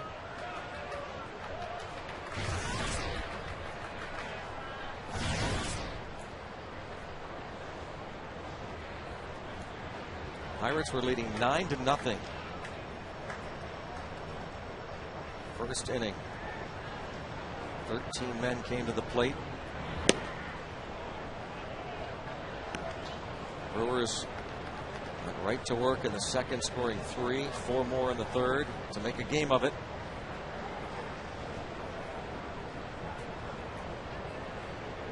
The 9 runs in the first inning, the most by a Pirates team in Pittsburgh since August of 1893. Ball and a strike on Corey Hart. He and Ryan Braun, 2/3 of the starting outfield in the All-Star game last week in Anaheim.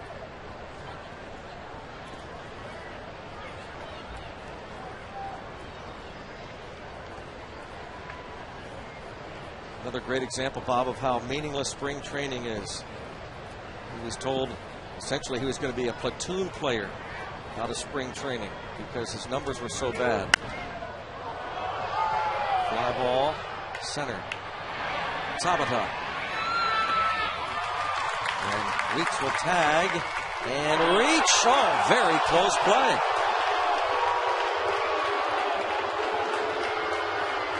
Well, that's He's taking a pretty good chance down by 3.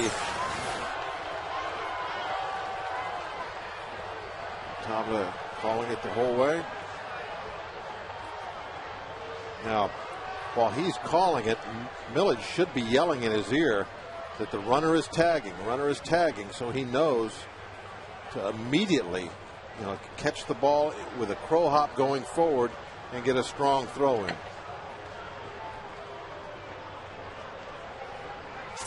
Donovan wanted that out call. But, the outfielder that's catching the ball, he's concentrated on the fly ball itself. He doesn't know what's happening in that infield. He's got to have help from his mate out there, yelling at him. He's halfway, or he's tagging. And if you hear he's tagging, you got to catch that ball with some momentum coming in, just as you were going to, try and throw somebody at the plate. Same way. John Russell went out briefly. Talked with the second base umpire.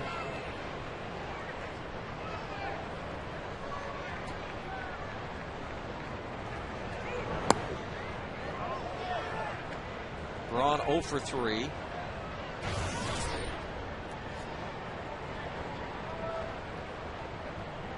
was 0 for 4 last night after his 3 for 5 performance on Sunday down in Atlanta.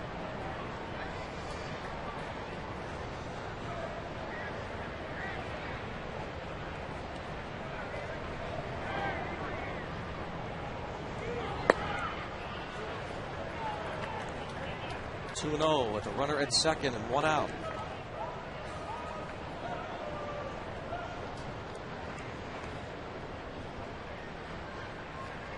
Braun, third in the National League with a .340 road batting average. Just .229 at Miller Park this season. Coming off his third All-Star game appearance.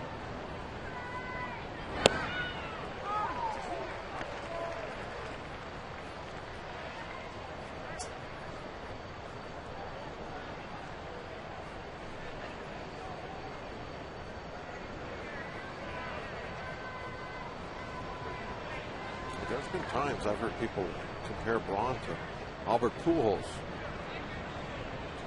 That's how highly regarded talent he is around baseball. Tired of waiting.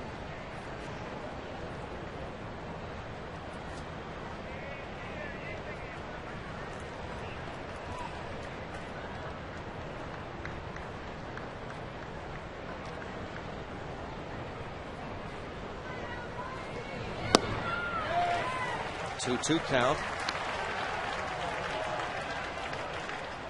Braun trying to make this a 2-run game with a base hit. Donnelly tries to keep Weeks from scoring.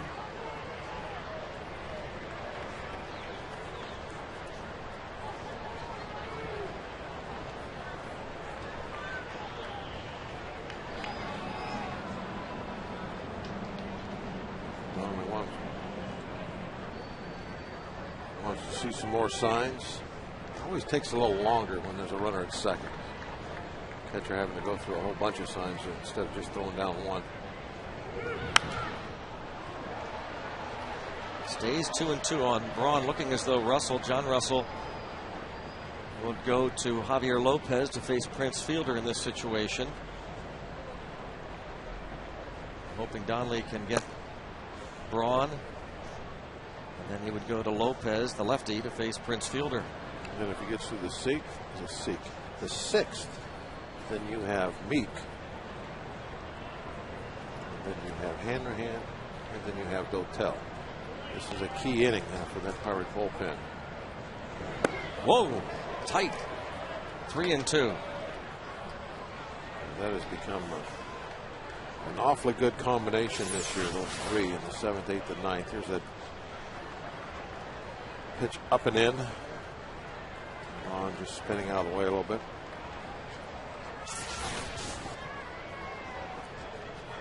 And another big pitch here for Brendan Donnelly. Ripped to left. Deep. It is a 1-run game as Ryan Braun lines his 15th home run of the season over the left field wall. It is 10-9. I'm pretty certain that Lopez will see action now. His fielder's going to step in, believe it or not, as the tying run. And Russell is going up the steps right now. Here comes John. A fired up Brewers dugout. Like a breaking ball that middle of the plate, probably mid-thigh. Didn't get it where he wanted to.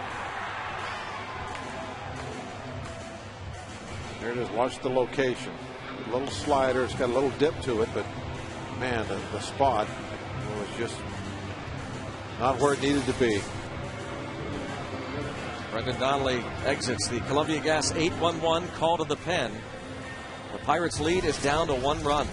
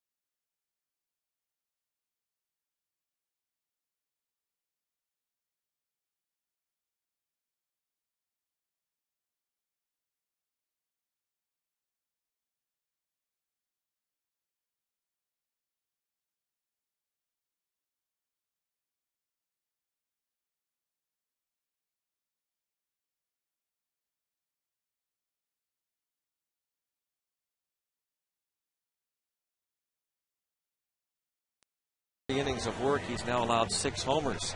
Javier Lopez it's 2/3 of an inning last night. He got Fielder to bounce back to the mound when he faced him in the 7th inning. See Meek out there in the bullpen. He's doing a few exercises. He's getting ready. Hopefully we have this 1-run lead when we get to the 7th. Lopez can get the final out. And Meek just sat back down. He was stretching that arm out. Looked like he had some kind of a weighted ball. He was messing around with, trying to get that shoulder loose. Sitting next to Ray Searage, bullpen coach.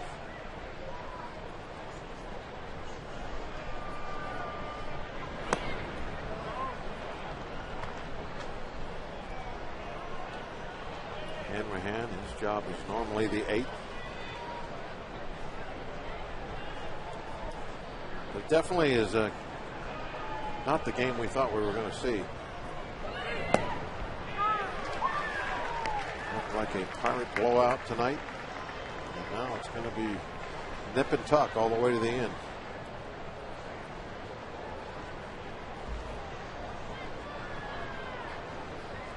Right now it's looking as though Dotel would be used. Hopefully the Pirate offense. Yeah, he was struck for 9 first inning runs. Still a chance to score more, of course. We are only in the 6th. 2-2 the count on Prince Fielder.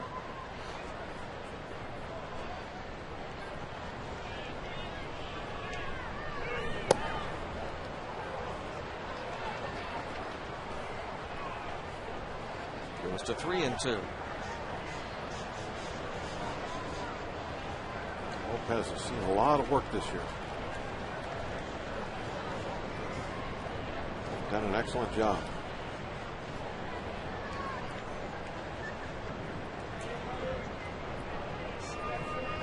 Three and two on Prince Fielder. Lopez will have to throw another one. Again, Fielder a comebacker to the mound last night when he faced Lopez in the 7th inning. So in previous matchups, fielder 2 for 6 with a pair of walks. One of those 2 hits a home run against this veteran lefty, Javier Lopez.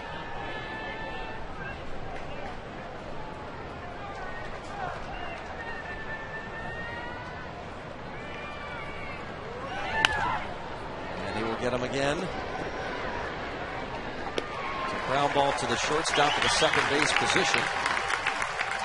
That's where that shift really pays off. Normally, if you're not shifting, you're still playing him a severe pull. Walker's over in the hole. That ball might actually sneak up the middle. But you put 2 guys over on that side, and the play can be made.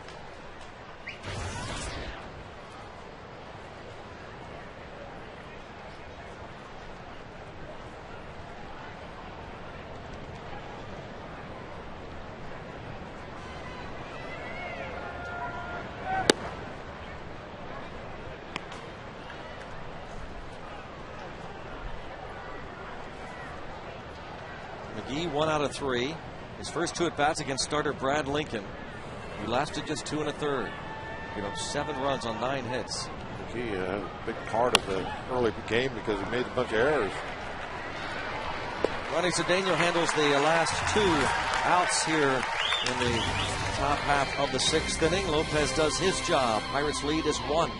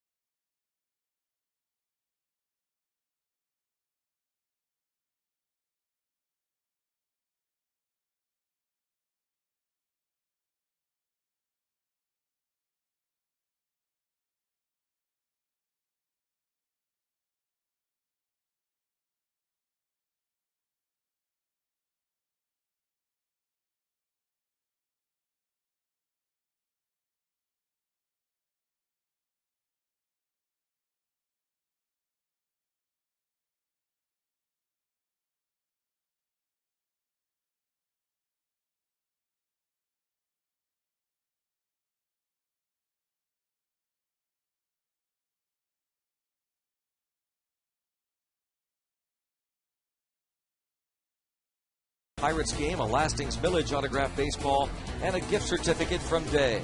You could be the next winner. So be sure to sign up now for the monthly drawing at FSNinsider.com. That's FSNinsider.com. We have a ball game for you. 10-9. 2-3-4 hitters due up against Carlos Villanueva, Delwin Young, Neil Walker, Garrett Jones. And then if somebody reaches Pedro Alvarez, who's hit 2 home runs tonight, first 2-homer game of his career, first grand slam. Delwin Young 2 for 3, RBI double, part of that 9-run first inning outburst. He was 2 for 2 and scored a pair in the first inning. We talked earlier about a nice night to get Delwin in there so he can get 4 at bats. He's going to get a lot more than 4 tonight.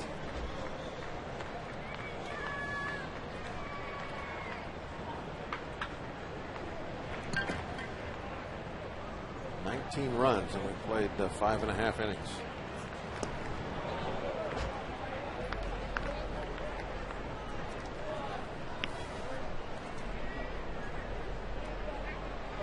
Ball and 2 strikes on Delwin Young.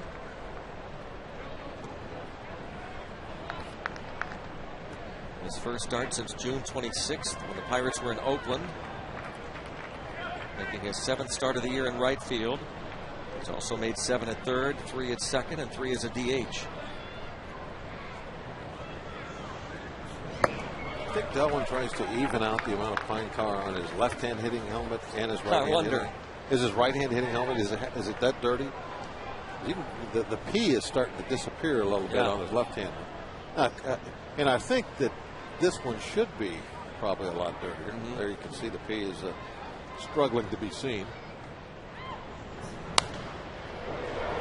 Delwin getting a lot more at bats from this side of the plate.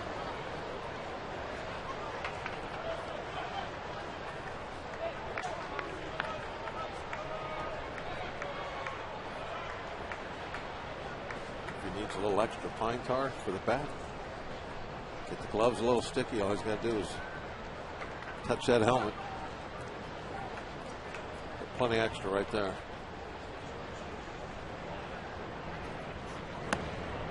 Lays off 3-2. Years ago, the hitters were allowed to call time and actually go back to the on-deck circle and reapply some pine tar, or that what they used to call the Manny-Mota stick. I don't know if they still call it that or not. They used to be able to do that. There, in fact, there it is. The Manny-Mota stick is right to the right of the pine tar rag, which is the thing with the Pirate insignia on it. There's the stick. And that's a real hard, sticky substance that you scrape onto the handle. And then the pine tar rag, which is right here, and that's just got a terry cloth towel on the inside of that plastic covering, and that's soaked in a liquid pine tar. That's what's all over the helmet. But because they can't do that anymore, this is a quick way to not make the trip. Yeah, that's what I was. I was close. Ball 4. Yeah, it looks like a. I don't know why does not agree. That was a close pitch. It's been a small strike zone tonight. When guys cover the middle part of the bat up in that pine tar, I was told, because I was curious, why do you guys do that? It was because they could reach up there and reapply. And I've always assumed that's the same reason why they would put it on their helmet. Same deal. They could just reach up and touch the helmet and get some pine tar on their gloves or on their hands, whichever the case may be. Not too many people go barehanded this year, any year anymore. There's Neil Walker. 3 hits tonight in his 3 at-bats against Dave Bush, the starter, including an RBI double in the first. The old days, well, I'm going to date myself here. High school, when we had wooden bats in high school, we didn't have that kind of stuff. You just grab some dirt, just a little sweat on your hands, and rub that in.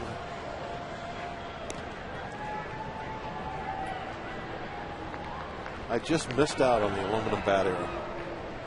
The year I got out of high school, that's when the very next year they went to aluminum bats. I know I would have been drafted as a shortstop or something if I would have had aluminum bats. That was the difference. Did you? Yeah.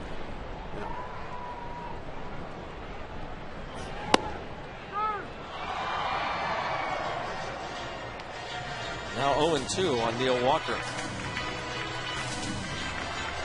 Garrett Jones with Alvarez in the hole.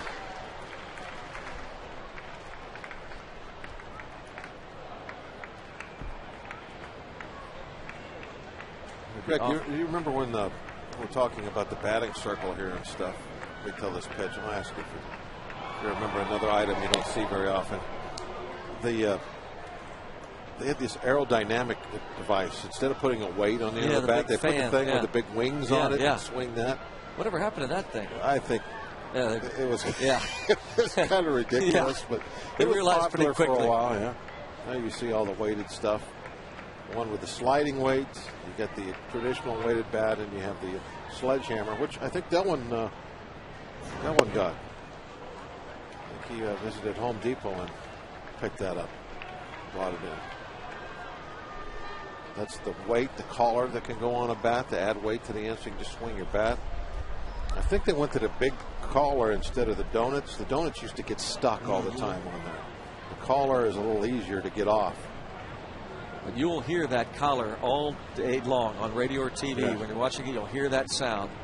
People have asked me, what is that noise? That's what it is. They're hitting the bat on the ground, sliding that collar off. That's the noise that you hear all the time. That's it. Got a little rosin bag there too, just in case you want to go. You get a little too much pine tar on there. The rosin mix that in. It's a real nice sticky pass. I don't know how guys sometimes throw bats. I don't know how to get the bat out of their hand.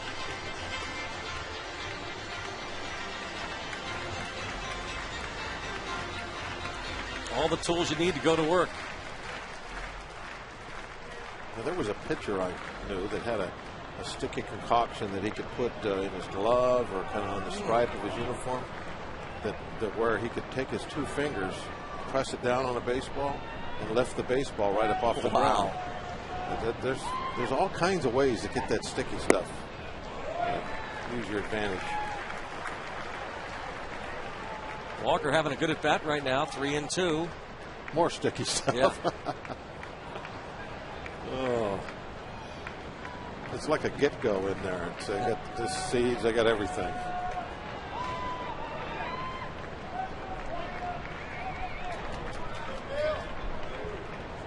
Be nice for the Pirates to get at least a run on the board here. Runner goes, and another hit. It's a 4-hit night for Walker. And better yet, it's first and third and nobody out. Yeah, 3-2 count. Want to stay have a double play. Start Delwin Young. And it's a perfect run and hit. 4-hit game for Pittsburgh's own Neil Walker.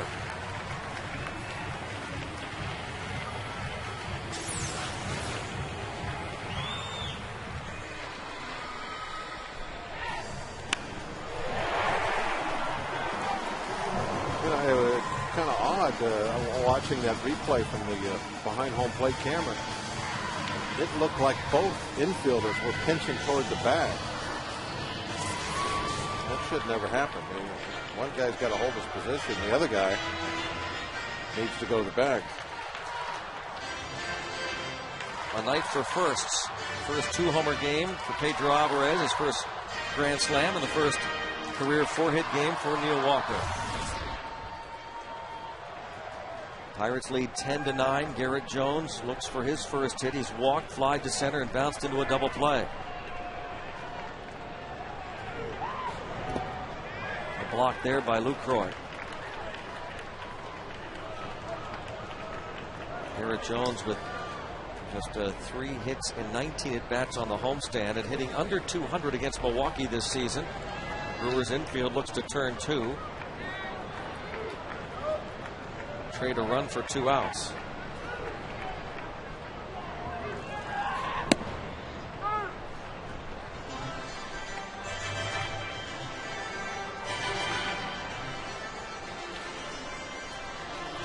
Bob, you and I were talking about this game of baseball, constant game of adjustments, and how batters react to how they're being pitched, how pitchers, staffs need to react to the hitters. Garrett Jones hitting under 200 this season against Milwaukee pitching. He batted .419 against the Brewers last year. Obviously, they have done something. Well, you see 3 for 4 with 2 homers in his career against Villanueva. Yeah, the downside of having a great start rookie year is everybody now is going to hone in on what you did to them and make some changes. And then you have to make changes. But in the game nowadays, there is so much video available. I mean, you have command centers in ballparks in home ballparks where you have every game that's ever played anywhere, and it's all coming into computers. And you have computer people, you have scouts, you have coaches. They're all looking at this stuff, looking for your weakness. What do you do well? What do you do poorly? The information out there is just astounding. Yeah. Fly ball, plenty deep to score a run. And Neil Walker is going to tag and wisely move to second. Sacrifice fly. Pirates get a run here in the 6th inning. Make it 11-9. Garrett Jones drives in his 56th run of the year. Should be a double sack. Pedro Alvarez going to come to the plate. Chance for a 3-homer game. Bob mentioned this. A flashback last year, August 1st, 2009 against the Nationals here at PNC Park. Andrew McCutchen, a 3-homer game. Became the first Pirate to hit 3 homers in a game in 8 years. as Aramis Ramirez had done it in Houston in April of 2001. 3-homer night for Andrew McCutchen and a curtain call. The tag, they're going to appeal at first base, and the home plate umpire Darryl Cousins says no, he left after the ball hit Edmonds' mitt.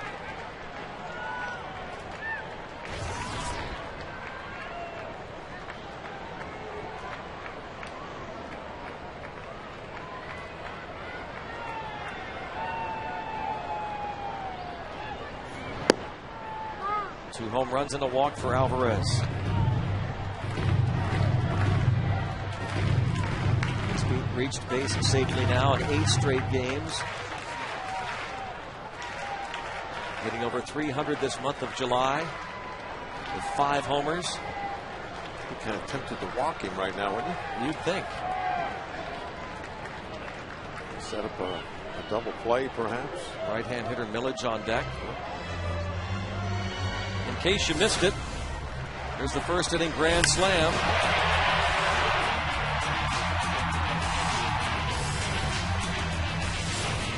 And his second at bat, solo shot.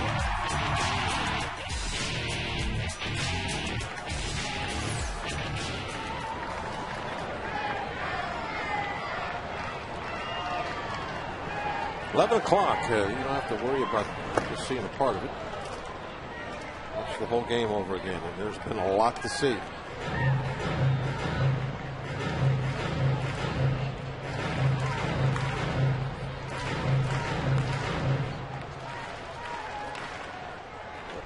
One ball, one strike to count on Alvarez.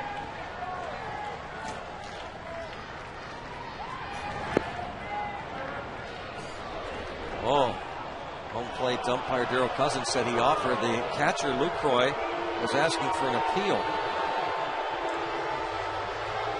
Well, I understand that. Lucroy doesn't know if the right arm is up or not. Lucroy, he thinks that he swung, and so he wants an appeal. The home plate umpire already put up his right arm.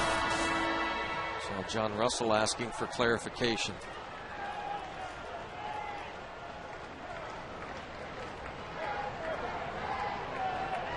One ball, two strike count on Alvarez. Clarify one into a gap here. That's what we'd like to see. 2 balls, 2 strikes.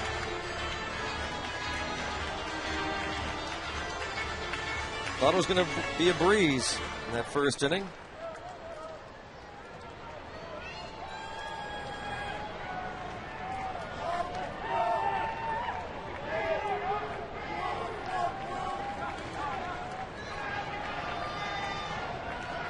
But John, too happy with that call, still upset about it.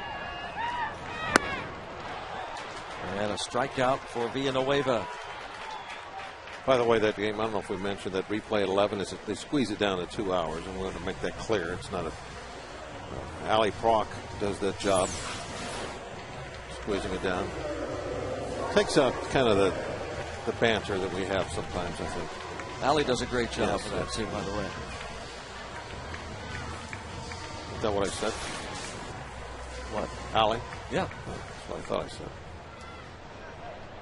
Like that right there will probably be gone. I don't think so. Ken Maka going to go out and make a double switch, apparently. You can talk to Darryl Cousins. Wow. Did you see Villanueva just then? I did not see. Just slammed the rosin bag into the ground. Well, he just struck out Alvarez, the left-hand hitter.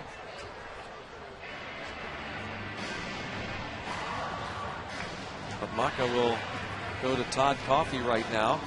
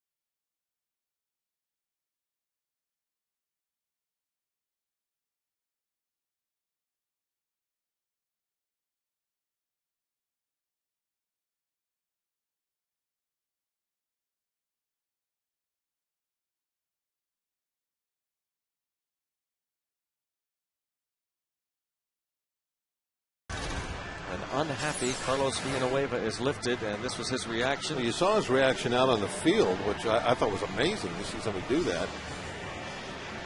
And then he goes in there and starts tearing up the dugout a little bit. Back to the clubhouse. Not a happy camper, that's for sure. He wanted to stay in there and get that last out. Todd Coffey instead will get that assignment. Part of the double switch. Casey McGee made the last out in the top half of the 6th, so Craig Counsell replaces him. He'll bat in the 9th spot of the order.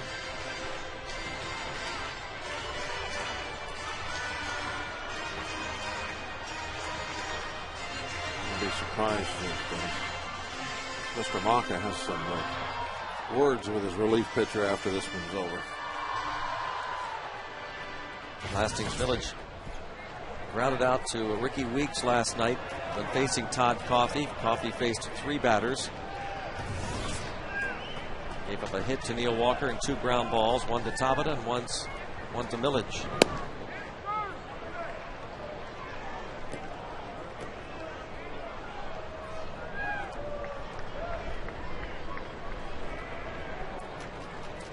Well, Greg, this is where Millage really excels. 2 outs, runner in scoring position.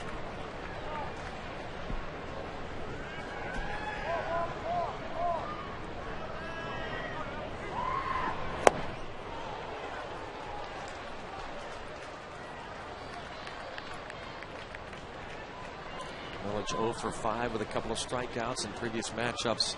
We need a point to the eyes here. We need a point to the eyes. One last. Yes, there we go. We're all right. That's what we needed. 458. 2 outs, runners in scoring position is his batting average.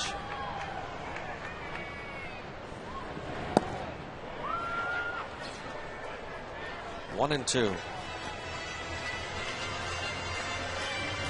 Millage is 1 for 3 in this game. He has an 8-game hitting streak going.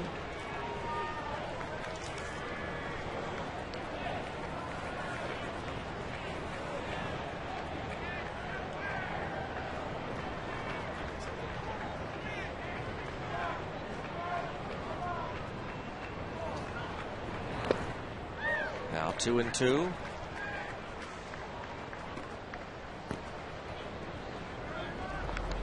Bob, with those numbers, if you're Coffey and the Brewers, you wonder why you would take any chances at all. I mean, do you think that managers and teams take a look that deep into the numbers? You have 2 outs, men in scoring position, with Eric Kratz on deck. Well, they didn't bring Coffey in to pitch around Millage. Yeah. They were going to put him on. They would have left Villanueva out there. Just wonder why, whether it's Villanueva or Coffey, why you'd even, if you're the Brewers, why you'd even risk it with this guy. I kind of thought with Alvarez 2 home runs tonight. Yeah, they worked around him. Yeah, so I don't know. Pick your poison. A lot of decisions have to be made, and you know, a lot of times you don't know which is the right one until it's done. There you go.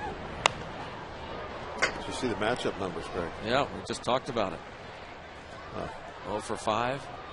Putting that ground out last night. That's what we're talking about, the running and scoring positions. Every now and then I don't listen to you. No, you'll be able to hear it tonight at 11 o'clock. Allie will have it for you. Replay. Good. I'd like to hear that. I'm not sure you did say that. All right. Lori, you and Bob watch this tonight at 11. No American Idol replays. 3-2. And he walked him. Eric Kratz will get a chance. The veteran right-hander Todd Coffey facing now Eric Kratz, who is 0 for 3 tonight. Reaching on an error by Casey McGee in the first, and he scored a run. Struck out in the 2nd inning against the starter Dave Bush. His last at bat, last inning, was against Carlos Villanueva, and he grounded to third.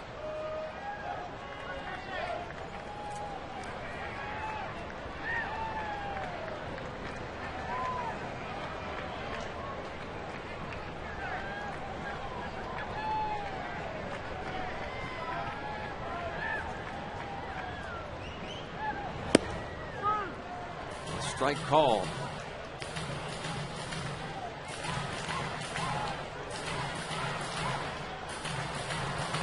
Parent in trouble?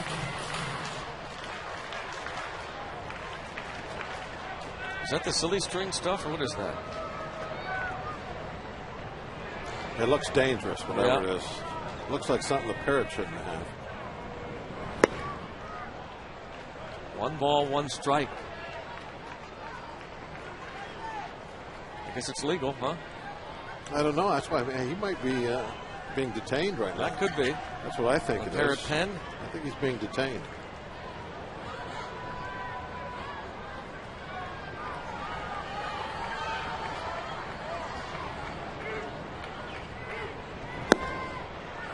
A 2-1 count now on Erik Kratz.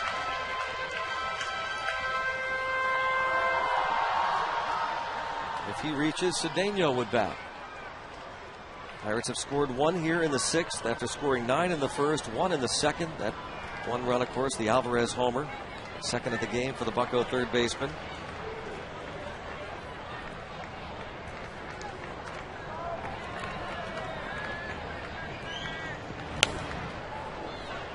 Two and 2 on Kratz.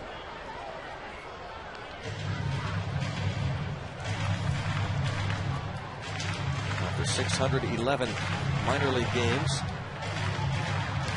9 seasons in pro ball, all in the minor leagues, 2,293 plate appearances. He's now in the big leagues. A lot of his buses second start. And a lot of early morning flights. Perseverance. Fly ball to Edmonds for the final out. The Bucks get a run. Leadoff walk to Delwyn Young. He scored on the Garrett Jones sacrifice fly. Pirates lead 11-9.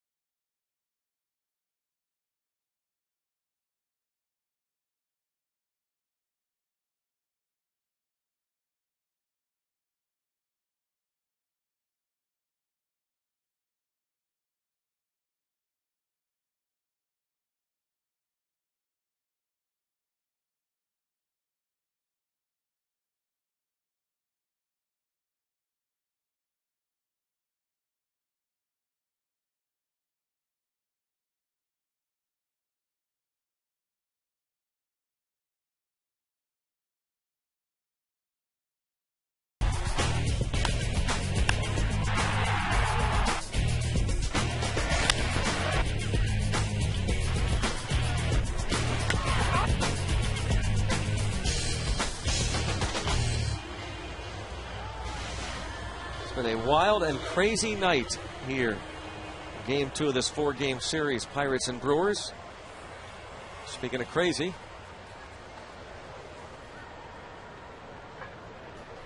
a pup night. Look at the jetpack. Can he fly with that? He might. Well,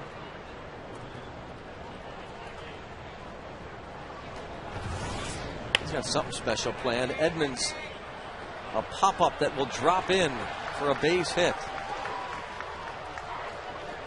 John Russell wanted Javier Lopez to face Edmonds to start the 7th inning. He was 0 for 5. Now he's 1 for 6 versus Edmonds, and Meek's going to come in now.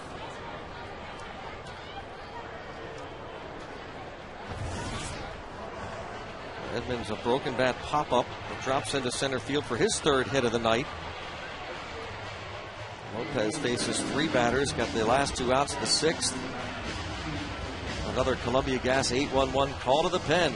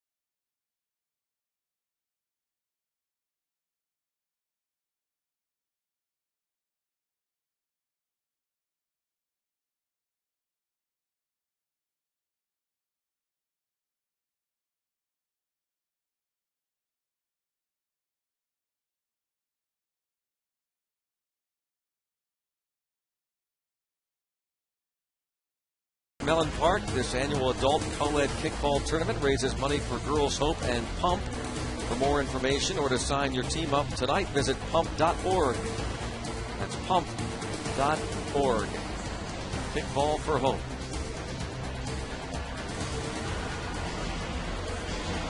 Dancing going tonight. Music interlude while he warms up. Might cut that out at 2 hours then too, huh? Al, you gonna have the dancing in there?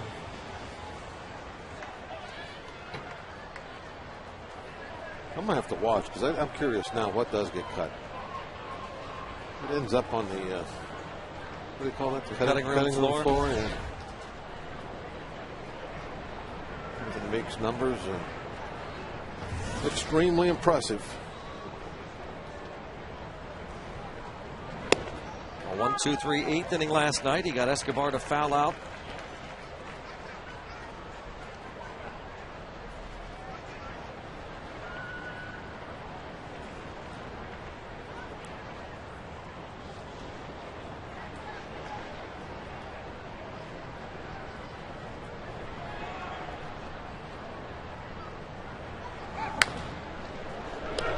To Jones.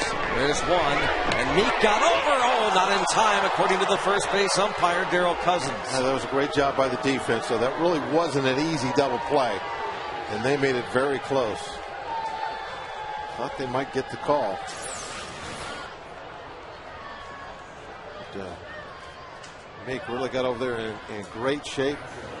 Good hard throw from Cedeno. See it a different angle. Man, thought he got him. What do you think, Rick? I think yes or no? I say yes. But the guy that counts said no. So there you are. Now Jonathan Lucroy,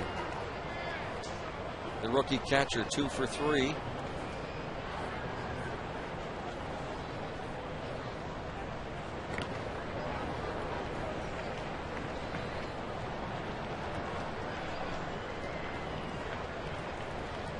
Escobar 8 steals in 11 attempts. One thing bad about that play is that the exchange we made wasn't real good for running speed. Edmonds doesn't run very well. Escobar runs very well.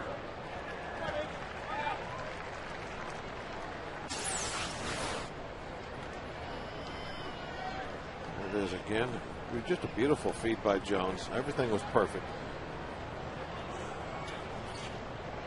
I want to call him out. You know what, though? I could be wrong. I missed one. No. At one time, I did miss one. No. Don't sell yourself short. 0-2.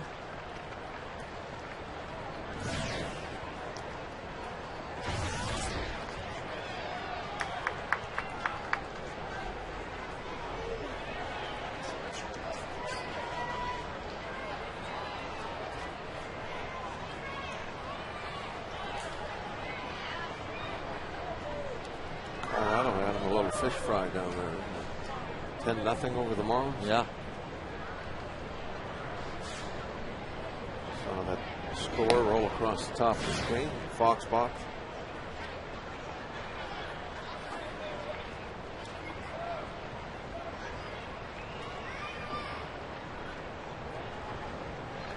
There it is. Flayed and fried.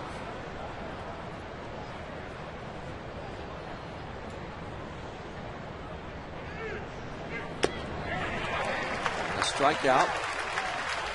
Lucroy retired by Meek. What a weapon having Meek and Hanrahan for the 7th and the 8th.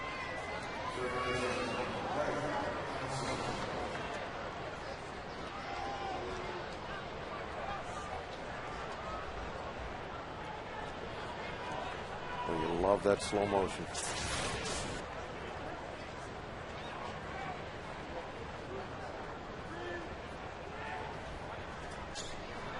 Kind of see the way that ball was, a little sideways spin, how it cuts even though it's a fastball. Fastball in on Counsell. His first at bat tonight.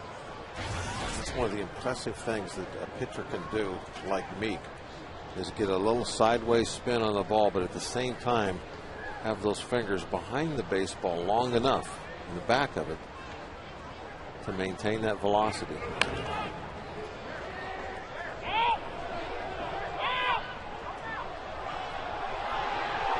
Called foul late. Well, here comes John Russell right away.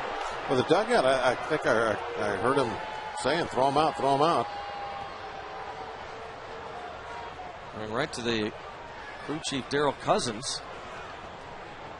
Darrell Cousins. Who yelled foul? I guess Cousins did. Or Cousins at home plate, I'm sorry, the crew chief. First base umpire DJ Rayburn. It had to be Rayburn, that's why Russell's arguing.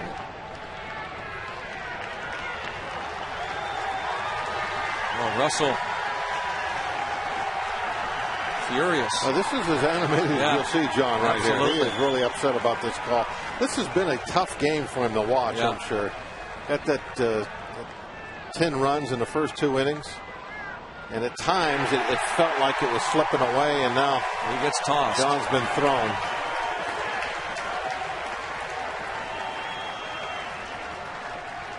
Oh, look at the veins are starting to come out of the neck a little bit there on JR.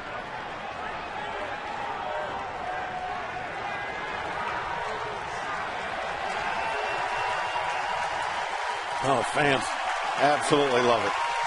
Look at them. Something about an umpire getting chewed out just gets the fans in a good mood, doesn't it? He's going to get a piece of Cousins now.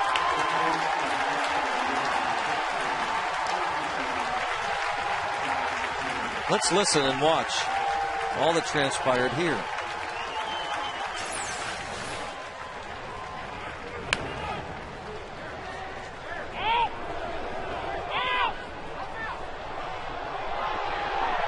The home plate umpire didn't say anything. I heard 2 fouls. I don't know who they were coming from. And I could hear the dugout yelling, throw him out, throw him out.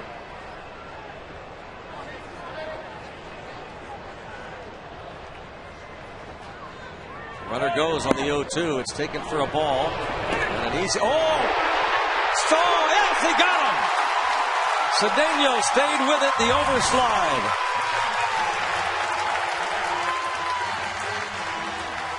Fired up Evan Meek. Caught stealing will go 2-6.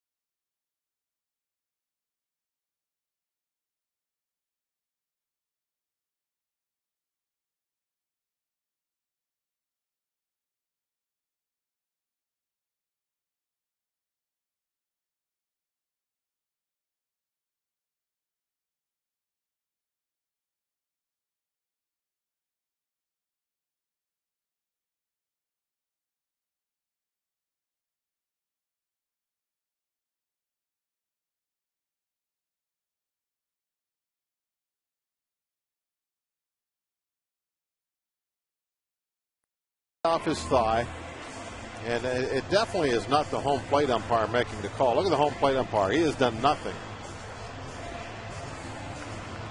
And then here's the play at the end of the inning. Slide goes a little too long, and good job by Ronnie staying with it. Looks like he tags him right in the middle of his chest, right there, just in the nick of time. Before Escobar got his fingertips back on the bag. Like Nigel Morgan sliding in second base. But yeah, you mentioned Meek coming off the mound. He is fired up, and the whole bench is fired up. You know, I think the play preceding that, the umpires getting involved, all the hollering. You could see all the players were jawing at each other and really excited in between innings. Third time that John Russell has been ejected this season. Fifth time in his managerial career. So the bench coach Gary Varsho takes over.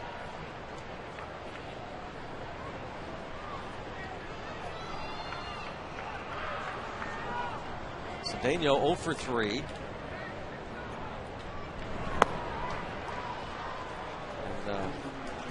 A rare kind of poor at bat for Cedeno over the past month. Joel Hanrahan loosens in the Pirates bullpen. Ryan Church bats for me. We're getting the situation we normally see. And Meek, he didn't start the seventh, but he came in, finished it off. Normally he pitches the whole inning. Tonight, able to come in, get the job done.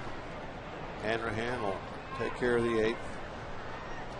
And Dotel could be looking for a save, depending on if our offense scores any more runs when we get to the ninth inning.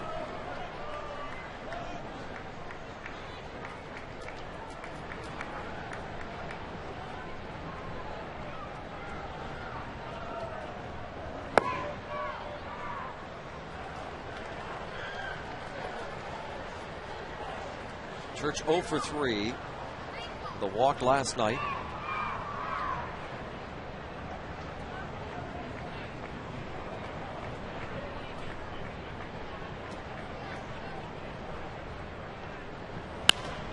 It's really hard to understand Church's struggles this year with the track record he has.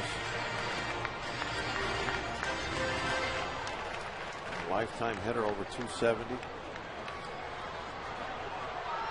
Pop one over the fence occasionally. This year has just never been able to really get anything going for any length of time.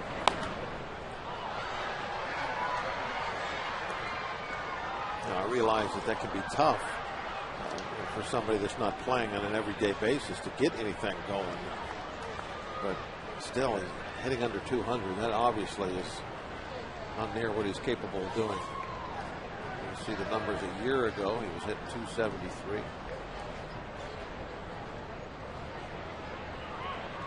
And there is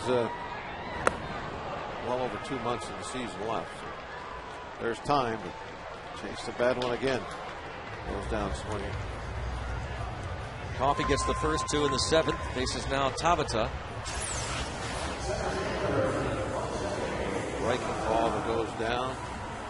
He's way out in front on that. You can see that the swing, everything is gone. The hips are opening up and the bat's through there. The ball's not there yet.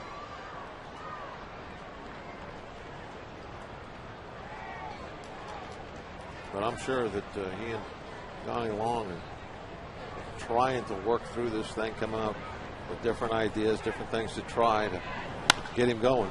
Tabata hits this hard the other way, but Corey Hart is there. And a quick 1-2-3 bottom of the 7th. We'll see Joel Hanrahan. Pirates need 6 more outs. 11-9, Bucks lead.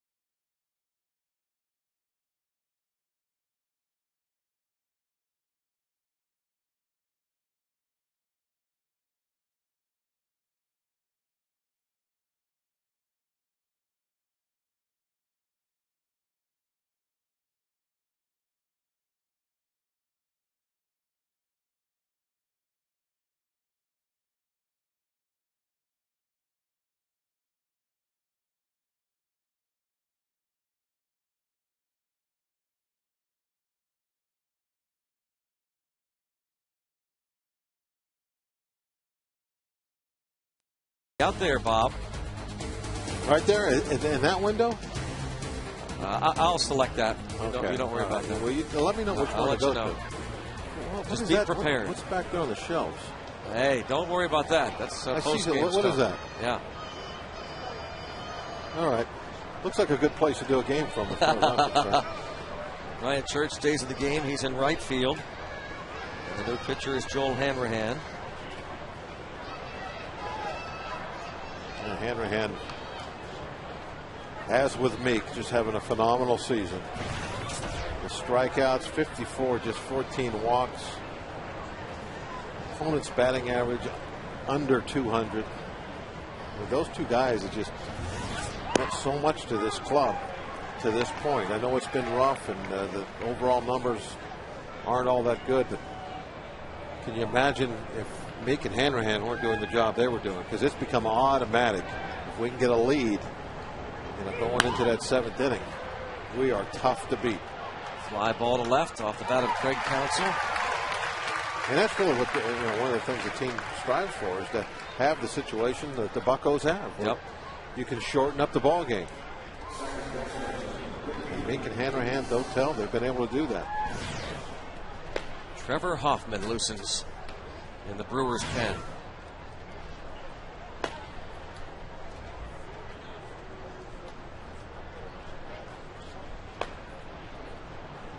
There's the new closer. John Axford got a save last night. Shaky.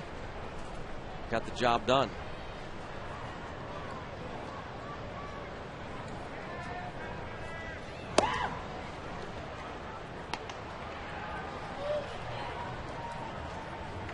Weeks on base twice. RBI single in the second.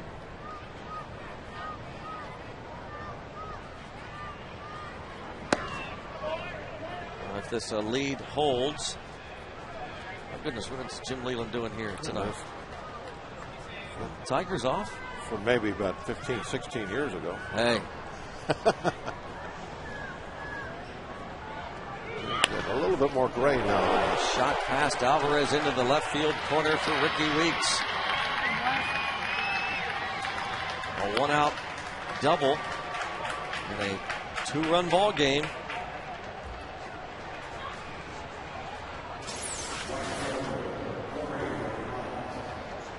You get nervous anytime a tying run comes to the plate when you're playing the Brewers with all that home run power they have. Look at the cleats digging into that turf, trying to grip the road as you make that turn.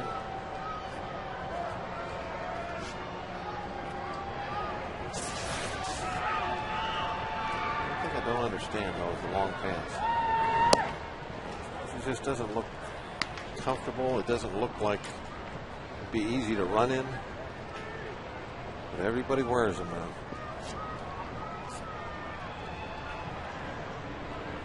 I wonder why sprinters don't wear those, man. Do you really wonder?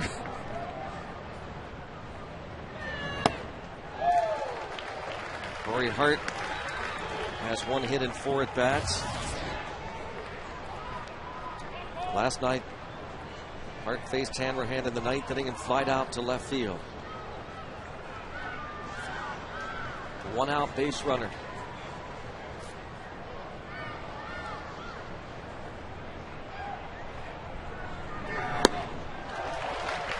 One ball, 2 strikes.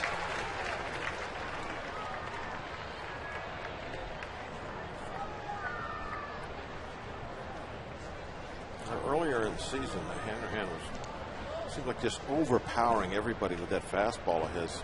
Of late, he's been going to the breaking pitch, the hard slider. He's been just as effective with that. 2-2 Kratz wants to talk to him. A quick conversation.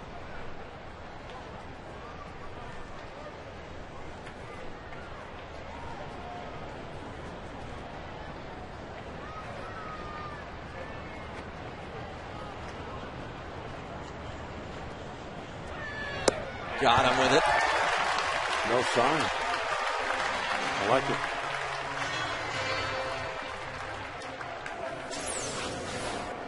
Kratz went out there and told him what to throw, or asked him what he was going to throw, and then it went back, no sign. Nice touch. Hard slider. There you see the spin. The ball kind of, spinning like you'd throw a football in a spiral.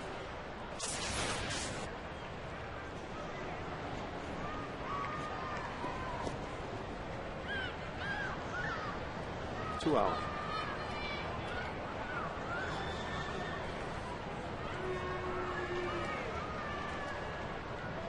I think that stays. Ryan Braun at the plate, grounded out in the 9th inning last night against Joel Hanrahan. There's that fastball, 97. Braun a 2-run homer off Brendan Donnelly in the 6th. You're gonna geared up for that fastball, and you have to hit it at 97, and that makes that slider so tough, especially when he keeps it down and away. Braun 2 for 10 lifetime against Joel Hanrahan.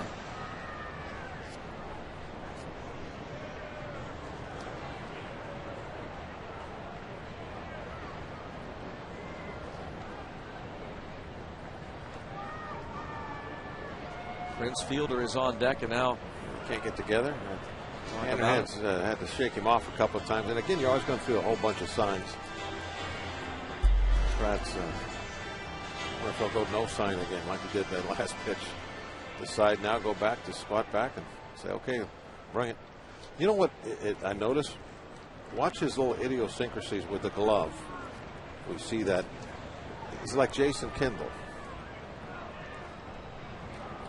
Watch his glove work.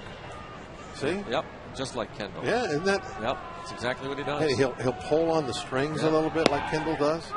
97 at the knees on the inside corner, 1-1. Watch it. Look at it. See, we're messing with the thumb. Mask goes back to that.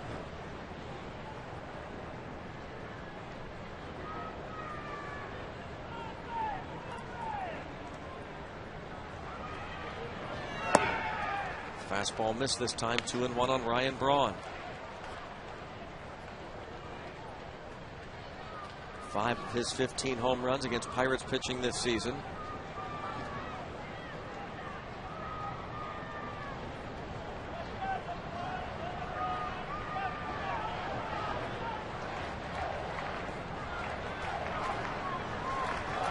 And time called. Braun steps out.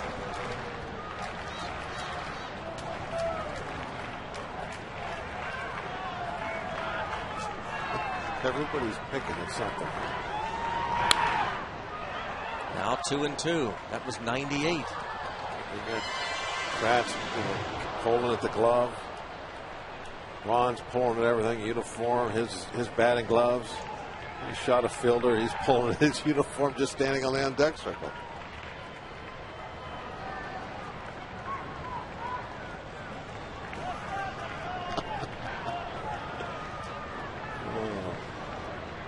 Baseball players. Right there. Hanrahan with some gas on the corner. Braun not happy. Pirates need 3 more outs. They'd like to get some more runs. They had a 9-0 lead in the first inning. The bullpen trying to close the door on the Brewers now, 11-9.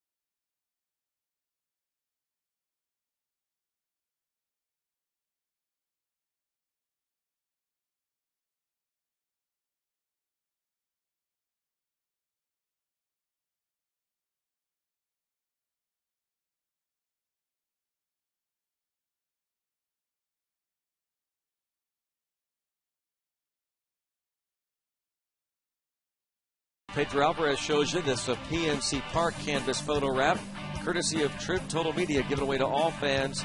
And again, that's coming up this Friday night at 7:05. Pirates.com for more information.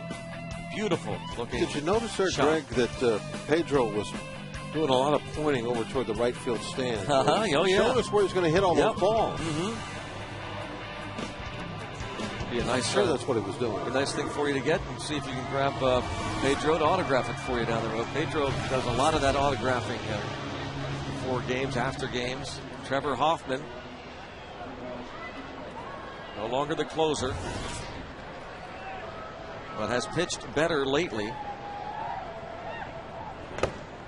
Oh, shot off Lucroy's mask. Bobby Crosby pinch hitting for Hanrahan. Here it is. Watch Lucroy's eyes. I never noticed that the catchers close their eyes. You mean when the ball's coming right at the mask? Well, no, before the ball even hits the bat, their eyes are closed.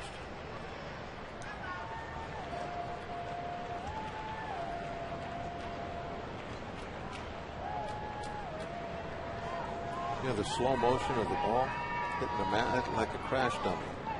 One of those, you see those car tests? It's violent. The catcher should wear the Hans device.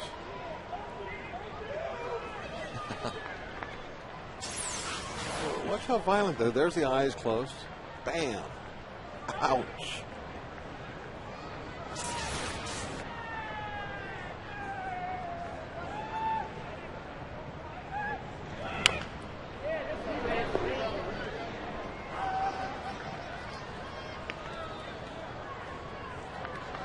Crosby bats for Hanrahan. Then on deck is Neil Walker, who's 4 for 4. Here's a trivia question for you. Tell me the last Pirate rookie to have 5 hits in a game. McCutchen. Oh, wait a minute. Wainer? July 23rd, 1991 against the Atlanta Braves. John Wainer. Oh, he got one right.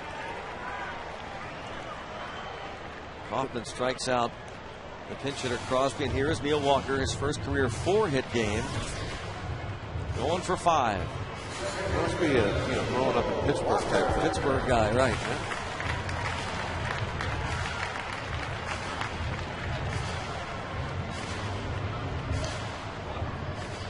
Walker's first 3 at-bats against starter Dave Bush. A couple of singles, an RBI double, and single to right fielder off Carlos Villanueva. Facing Trevor Hoffman, all-time Major League saves leader, stuck on 596. Last save was May the 7th.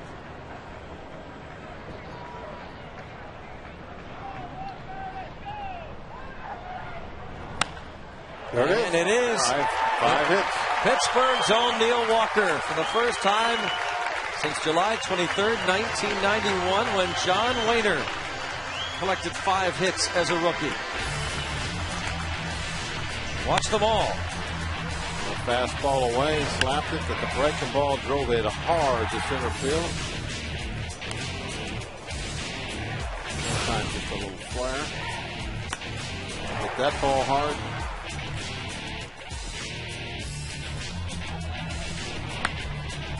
There it is off Trevor Hoffman. Hit that one well, too.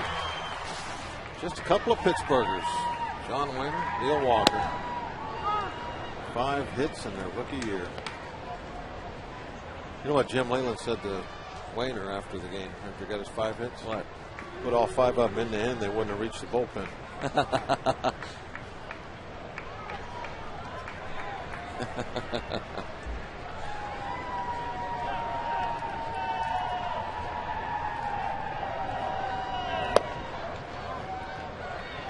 Garrett Jones, a sacrifice fly in the 6th inning.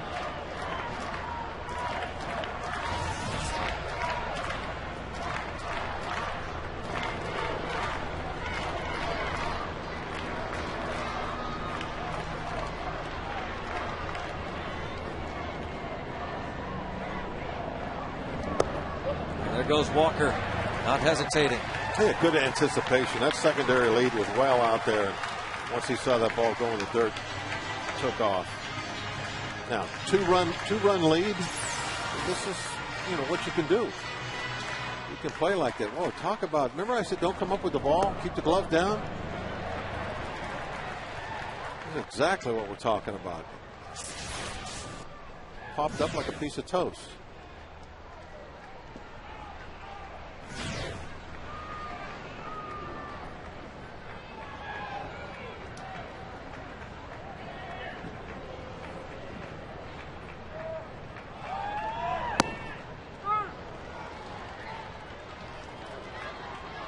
Two count on Jones.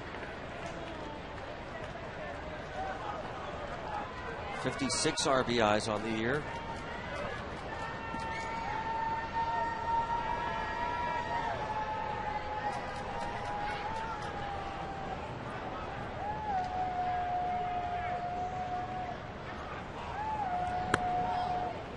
Now 3-2. One popped out of the hand early. Pedro Alvarez has 2 home runs. He's also walked and struck out. Dale Walker's first career 5-hit game. He came up May 25th.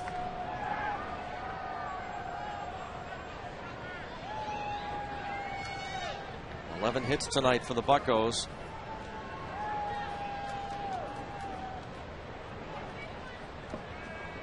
Pirates won 12-6 on Saturday, collecting 17 hits. The next day, 9 runs, 19 hits. Tonight, 11 runs on 11 hits.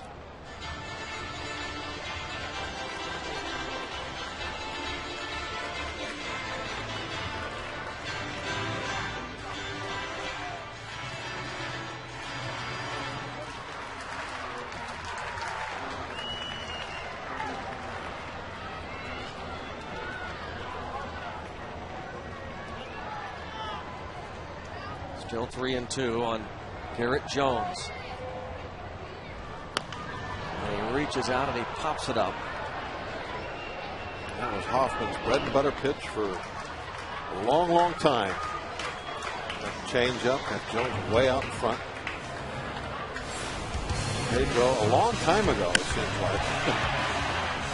The first home run, that was the grand slam. Next time up, next inning. Solo shot.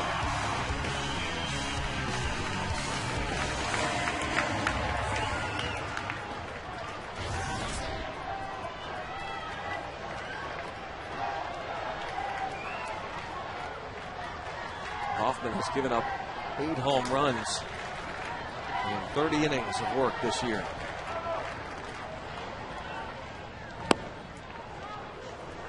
Of course, 2 of them from Ryan Doman. It seems like Doman has about 5 of them on the figure because they were so important. That was back when he was closing.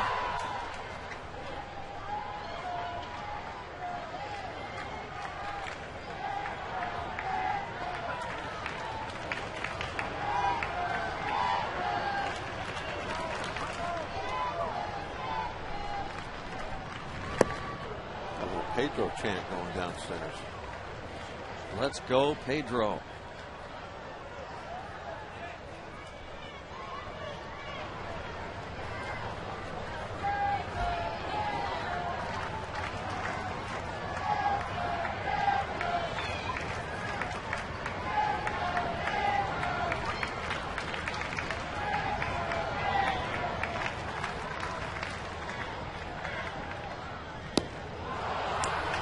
Change up. You know it's coming, but you can't do anything about it. Buccaneers going to try and hold on. Octavio Dotel coming on.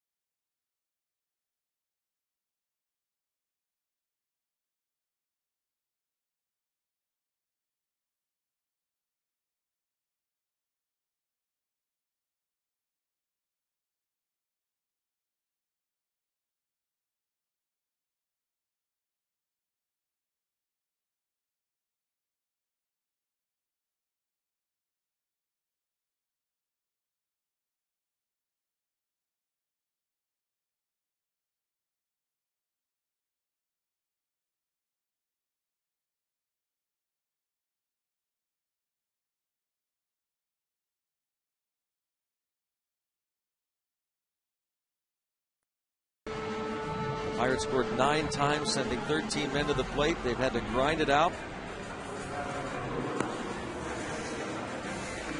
Things certainly, the last third of the ball game have been more like a normal game. We've had to make some big pitches, get some big outs. And now Dotel needs to get 3 big ones. Bobby Crosby takes over at third. Crosby obviously hitting second. That's where he went into the game. But Dotel in the 5 hole. Takes over for Alvarez. Okay, Greg, now this is a situation here that I have often wondered about. Look how they got the infield.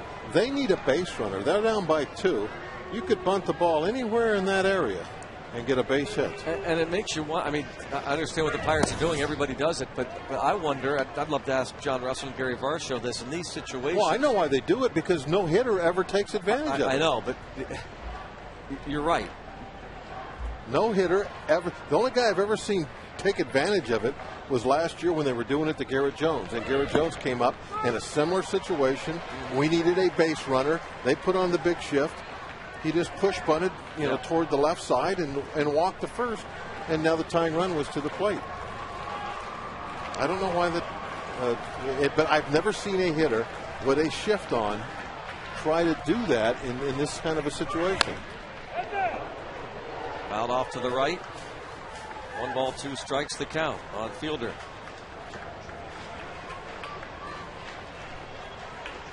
But as long as hitters aren't going to do that, they're going to swing the bat like Fielder is. Then, heck, you got to put the shift on.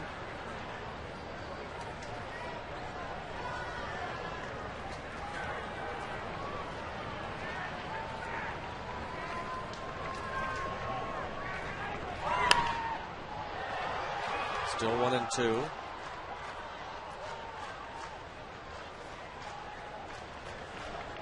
Dotel looking for save number 20.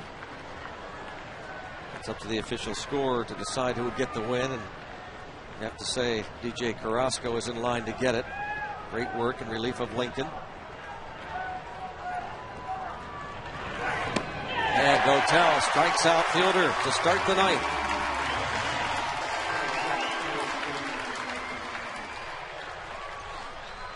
Carlos Gomez will pinch hit now for Hoffman. Beautifully done. Now, here's the strikeout pitch. Now, what you got to do with Gomez is you got to bring that infield in on the right side, because he definitely will bunt it that way for a base hit. There's the strike 3 pitch. He has burned us at least twice. They're doing that same thing. And look where they're at. This is exactly the defense that they have to play.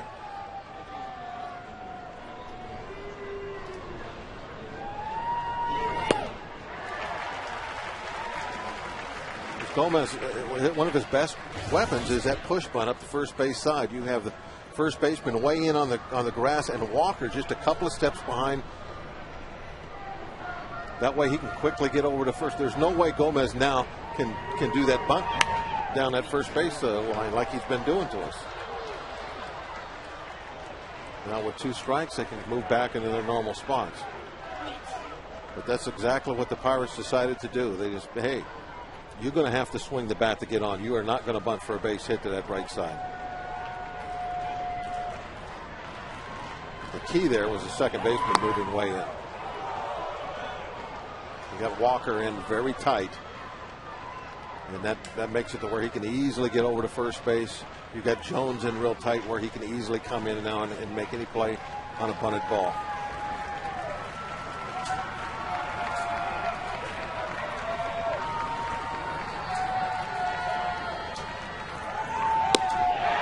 Dotel strikes out the first 2 men in the ninth. Beautifully done. Both times, going hard away. And both hitters expanding the strike zone and swinging at pitches that are outside. Gomez chasing fastball away. We saw Fielder chase after it away the other direction. Looks like a cut ball as it comes out of Dotel's hand. You can see just a little bit of sideways spin he's putting on the ball. And that's why it stayed outside, even ran away a little bit. Jim Edmonds.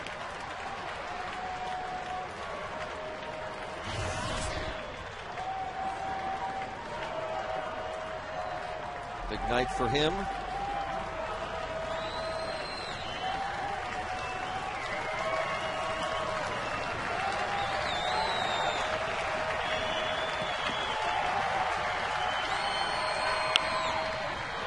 Dotel quickly out in front, 0-2. Carrasco would go to 2-2 with the win. The Pirates would get back to 500 at home.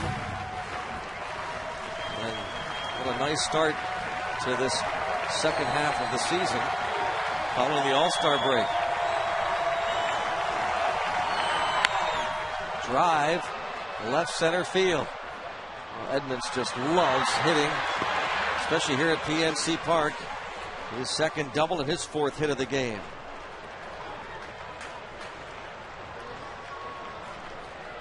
Can't get him out. No matter if he's wearing cardinal red or the dark blue of the Brewers. Always been tough for us.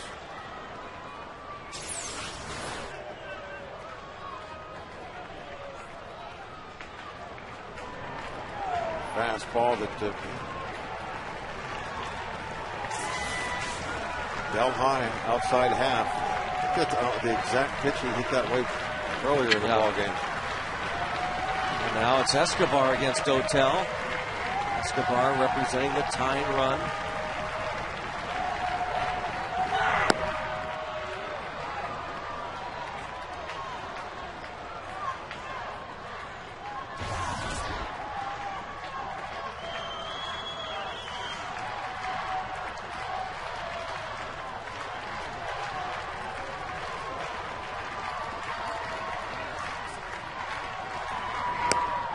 Upstairs to even the count now.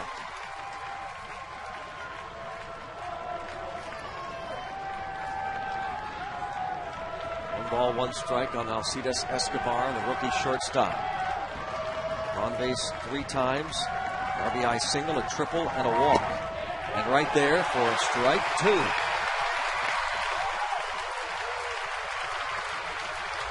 Escobar is the 9th toughest man to strike out in the league. Well, let's get him. Let's close this one down in style. The strike 3 action. That fastball just off the plate away. A little cut ball.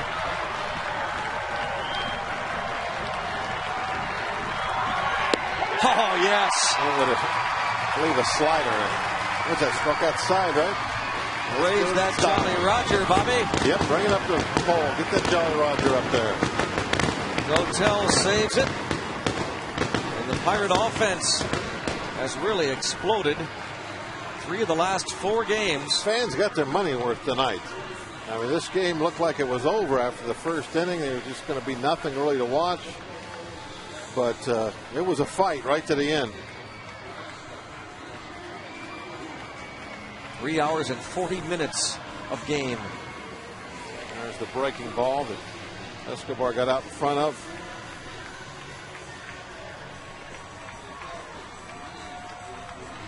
Who let the dogs out, huh? Another pup night, another win.